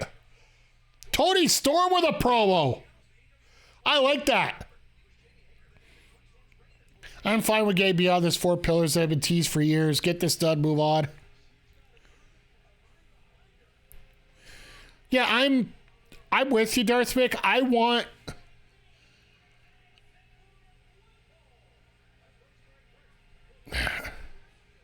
Crowder, why are you trying to heal up already in this stream here? Jesus. A Jeff Jarrett main event run?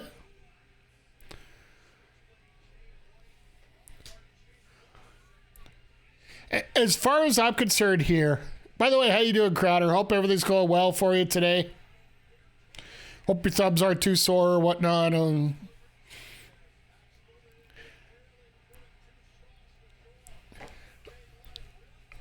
as a promotion, your fans should be telling you who your pillars are, not you telling them what your pillars are. And like I said, watching this while sorting some Pokemon cards, nice.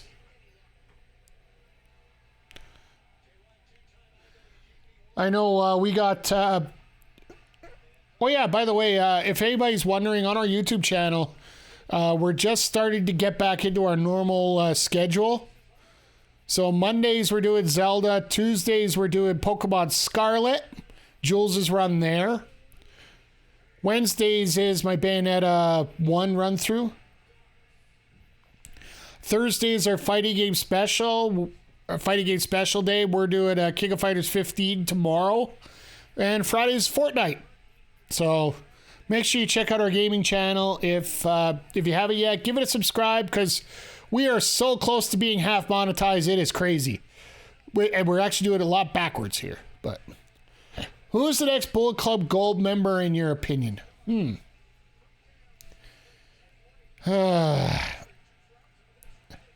It's tough. I don't know. It also depends on who they might bring over too. We might see it tonight.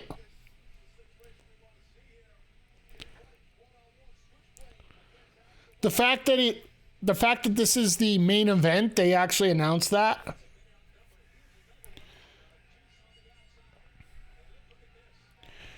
Put Darby and Luchasaurus in House of Black. Put the belt on Malachi and built Malachi as the end boss type. Absolutely. That would be a fun little bit there. If they could have an entire stable of championships, I would love that. Give Julia the women's title, or TBS title for that matter. You give the House of Black the Trios titles. And then Malachi the AEW championship. You could give Darby the International. And throw Luchasaurus in as Malachi's replacement on the Trios team. That could be a hell of a gold stable, if you ask me. But yeah, in terms of who's going to go to Bullet Club, like, still can't think the Dinosaur Man is a serious heel. He's playing manager to Christian for this feud. That should say either he's still injured or that's going to tell you a lot of things about this feud. Or the fact they just don't want him to lose right now.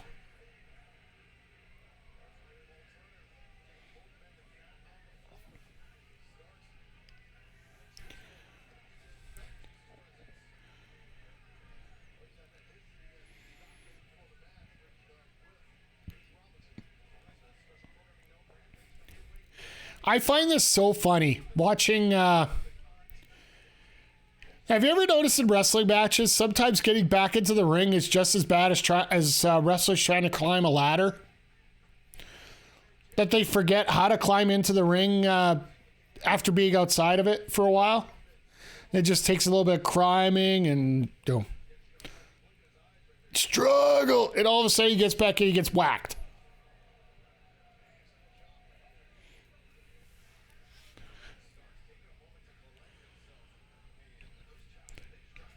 The one thing I'd actually like to see, like you were asking about Bullet Club earlier here.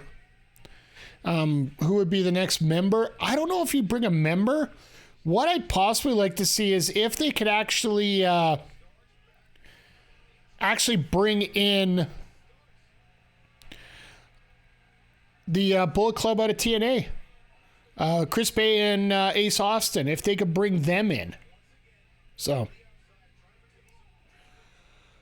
does Rampage go away when Collision starts? Yeah, no, we were talking about this off the top of the show. Right now, AEW and WWE are basically getting ready to template each other. You got Dynamite and Collision, which are your Raw and SmackDown. You got your ROH and NXT. And you got your main event and Rampage.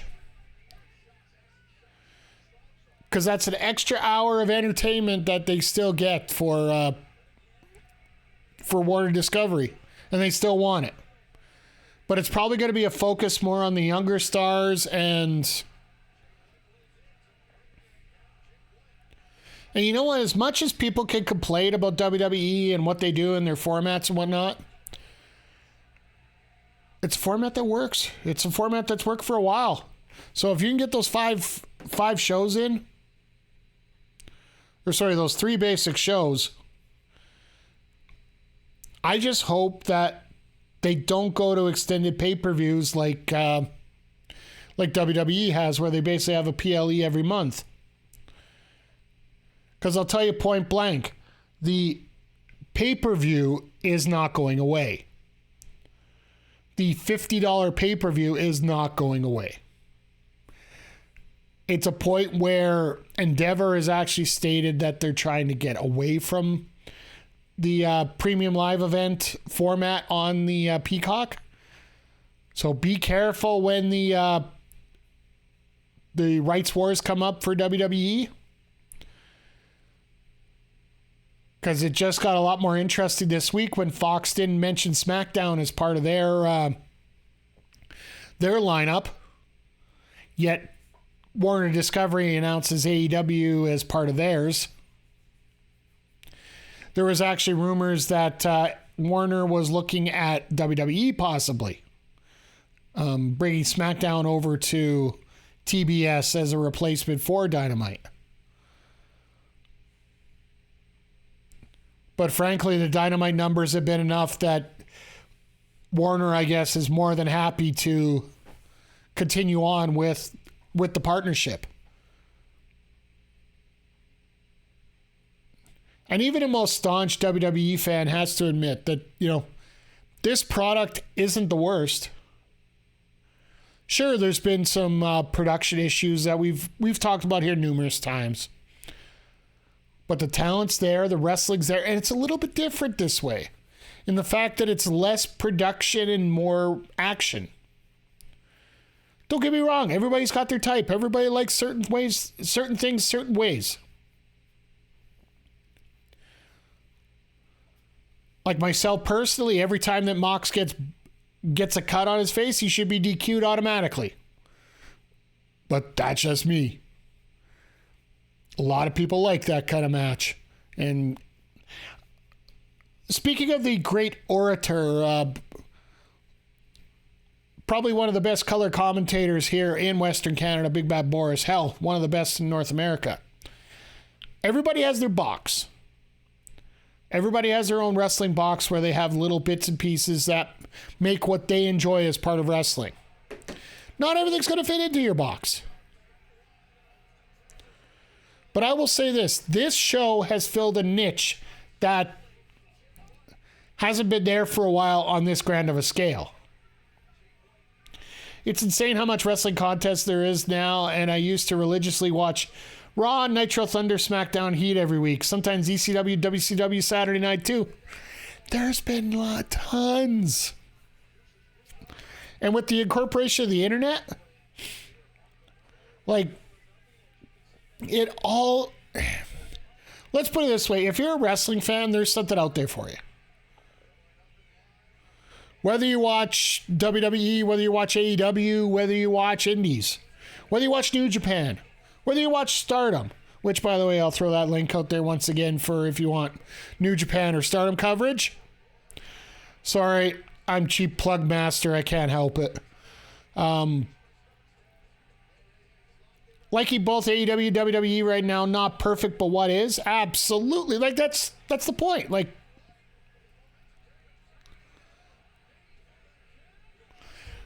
You can't argue that, there's the perfect promotion out there. There's no such thing. There never will be. A perfect promotion would sell out every single week. Every single show, and you could run a show every day and it would be filled. And Crowder's got a good point here. You can literally watch anything you want, anytime you want now. This is literally the best it's been as a wrestling fan. Absolutely.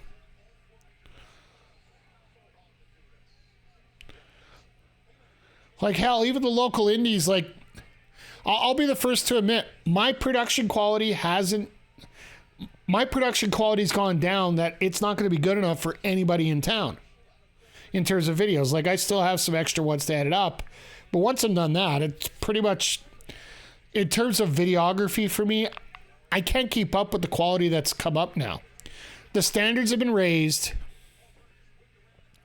Are you saying Hornswoggle and Greg Khali wasn't peak wrestling? I'll take WLC though.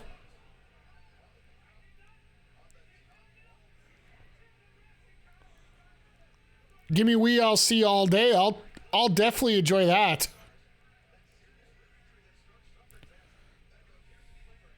And working with Short Sleeve Samson was absolutely a fantastic time. I got a chance to work with him for a couple indie shows.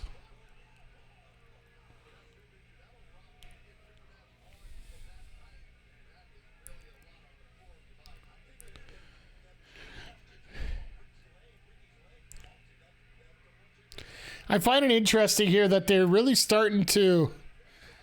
I really hope that Jay White gets a little bit more of a push here as we... It's funny. And speaking of pushes, I guess this is another thing we got to bring up. Everything's pretty much a wash now until June. Like, everybody's talking about, well, these guys need to get pushed, or these guys got to get pushed. It's like I was saying at WWE before when Triple H took over. You got to give it a little bit of time to catch up before you can figure out. Now we're going to have to sit back and watch basically until June 17th when the brands get expanded. I don't want to say split because we don't know. I hope there's a soft split. That's my personal hope. That I don't care if you put somebody on one show or the other. Just don't put them on both. To me, that's the big thing. You don't put them on both shows. You don't need a feud that carries over between Dynamite and Collision every single week. You can have wrestlers that are primarily on one or primarily on the other. If they coexist, have that fight go somewhere. Give it a week off. Have it on one of the two shows a week. Don't have it on both. There's enough talent there that you can spread out these feuds all over the place.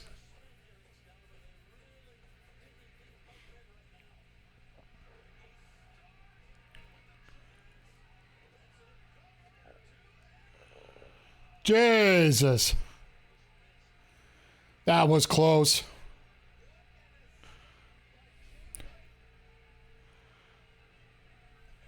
This crowd sounds like it wants Ricky. This actually makes sense now that I think about it. The main event match being Ricky Starks. They always try to put the hometown talent as the main event of their shows, right? And Ricky Starks is from Texas.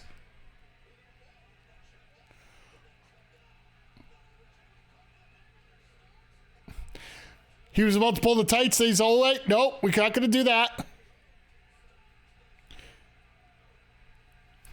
Yeah, Dr. Warrior, I never thought about that either until right now. Yeah, Starks is from Texas.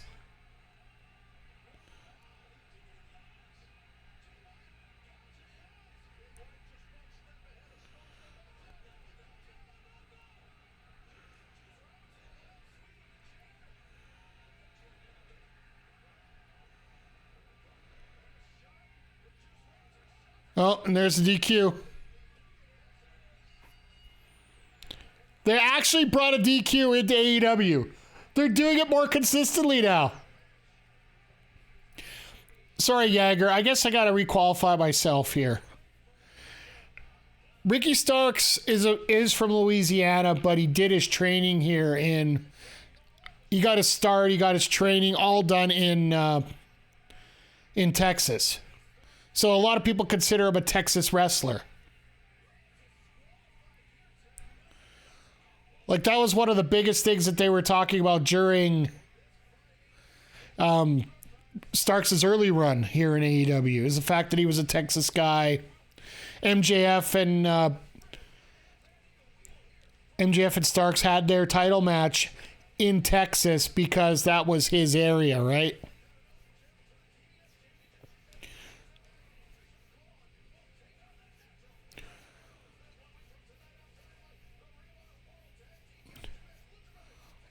Oh, so they got to do the mandatory match there. Okay. The part where Excalibur loses his voice. Got to respect a grown man to a good degree who decides to dress up as Scooby-Doo in the front row. Fair enough. Got to give him.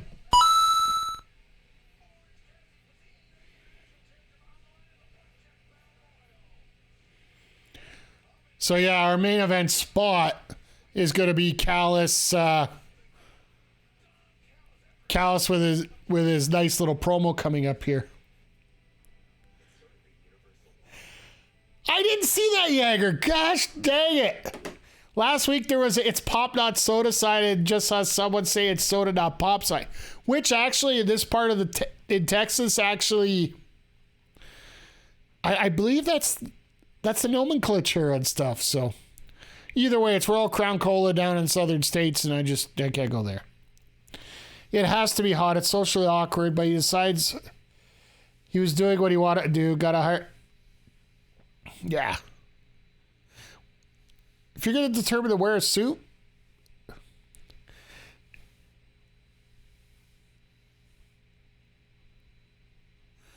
what do I call it? I call it Pepsi. And the only reason I'm drinking this instead of my usual Alti-Sups is because, and it works a perfect segue into, right before the last segment, I always try to give you my update on my schedule here. Next stream we're going to have, as soon as we're done here, I'm going to send you guys over to our local establishment who are playing WWE 2K23 between Ed and Parrish. They're doing their simulation. I'm going to be back here at 9 o'clock tonight on stream, along with DBS Pod. We have our semifinals in the Electric Show League Season 1 for 2023. The play is taking on the Dad Bods here. First pitch going to be right around 9 o'clock-ish. Then tomorrow, probably in the afternoon, I'm going to probably start about 1 o'clock. Stay tuned to my Twitter. I'll let you guys know for sure. We are still going to be playing Breath of the Wild here for Zelda. I'm just about to the first Divine Beast, so we're going to try and tackle that tomorrow. We're going to be on Friday. Friday night special. Friday night! We are going to be playing a little Street Fighter 6, the open beta. I already have it downloaded, ready to go for Friday. Let's freaking go! Just a tiny bit excited if you just, you know.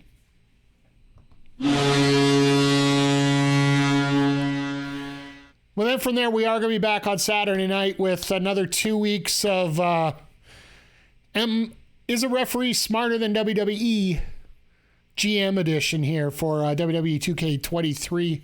We are getting to the last 2 weeks before SummerSlam, which will ironically happen during our next PLE Night of Champions. So I'm from Illinois, so I call it Pop. I moved from GTA, not far from Atlanta, and everyone there calls it Coke. Currently in South Carolina, most say soda. Fair enough.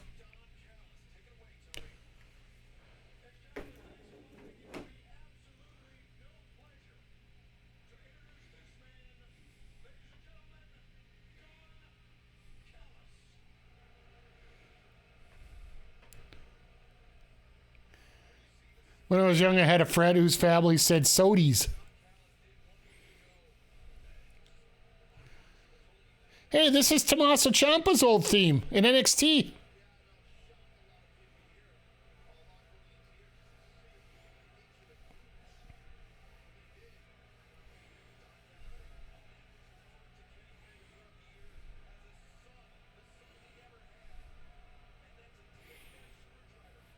And you notice that he's coming out wearing all black. He's not wearing any fancy colors. He's not Squidward anymore. Omega made Callis.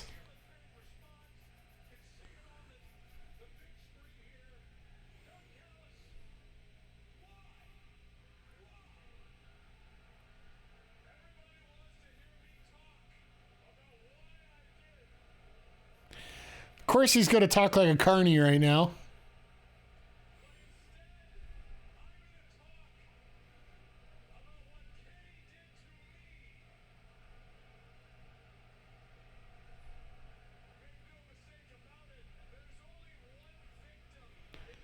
How much money does Callis spend on his slippers?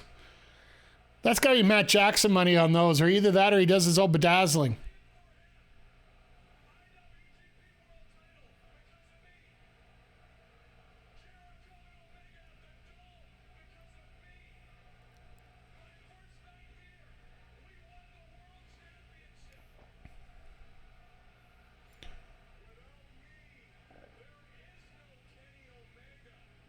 Okay.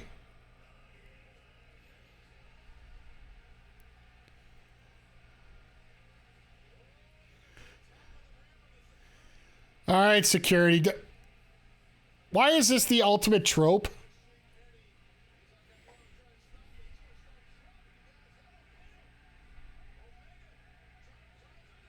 And here comes the BCC.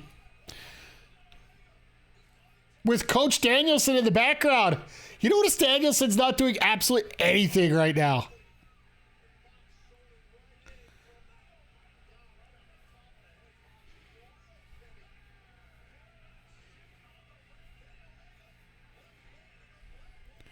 So, do they join up or... Oh, no.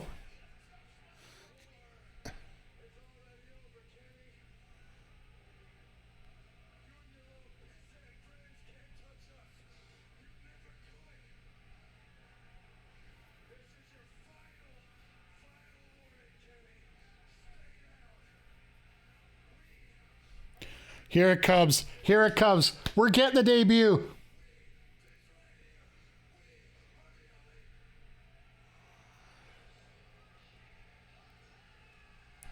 All right, here come the Bucks. Well, okay, you know, part 2.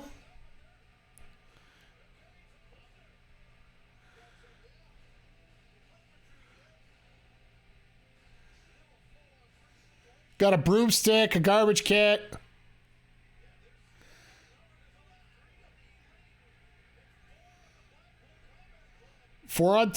Wait for it. Wait for it. There it is. There he is.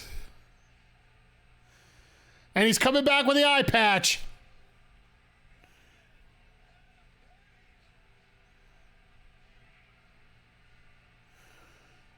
The former tag champs together again.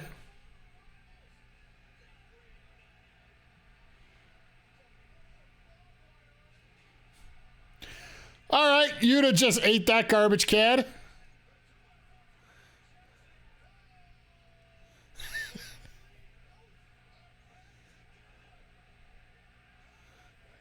It's funny how the BCC bails as soon as, you know, the numbers are a little... I'm going to leave Yuta to take all this. That looks weird.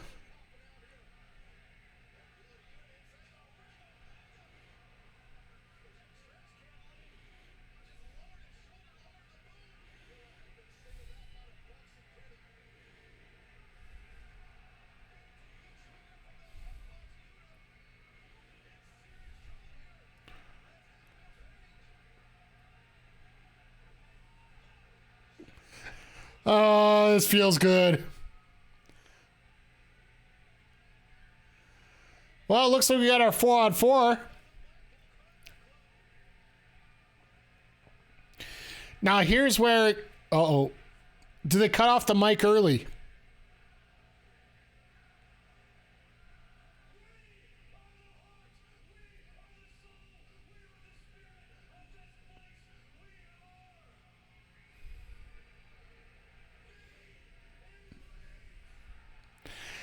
He said the words! He said the words!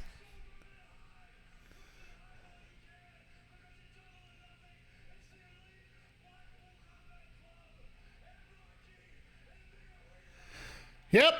Knew it was coming. They always have an Anarchy in the Arena match.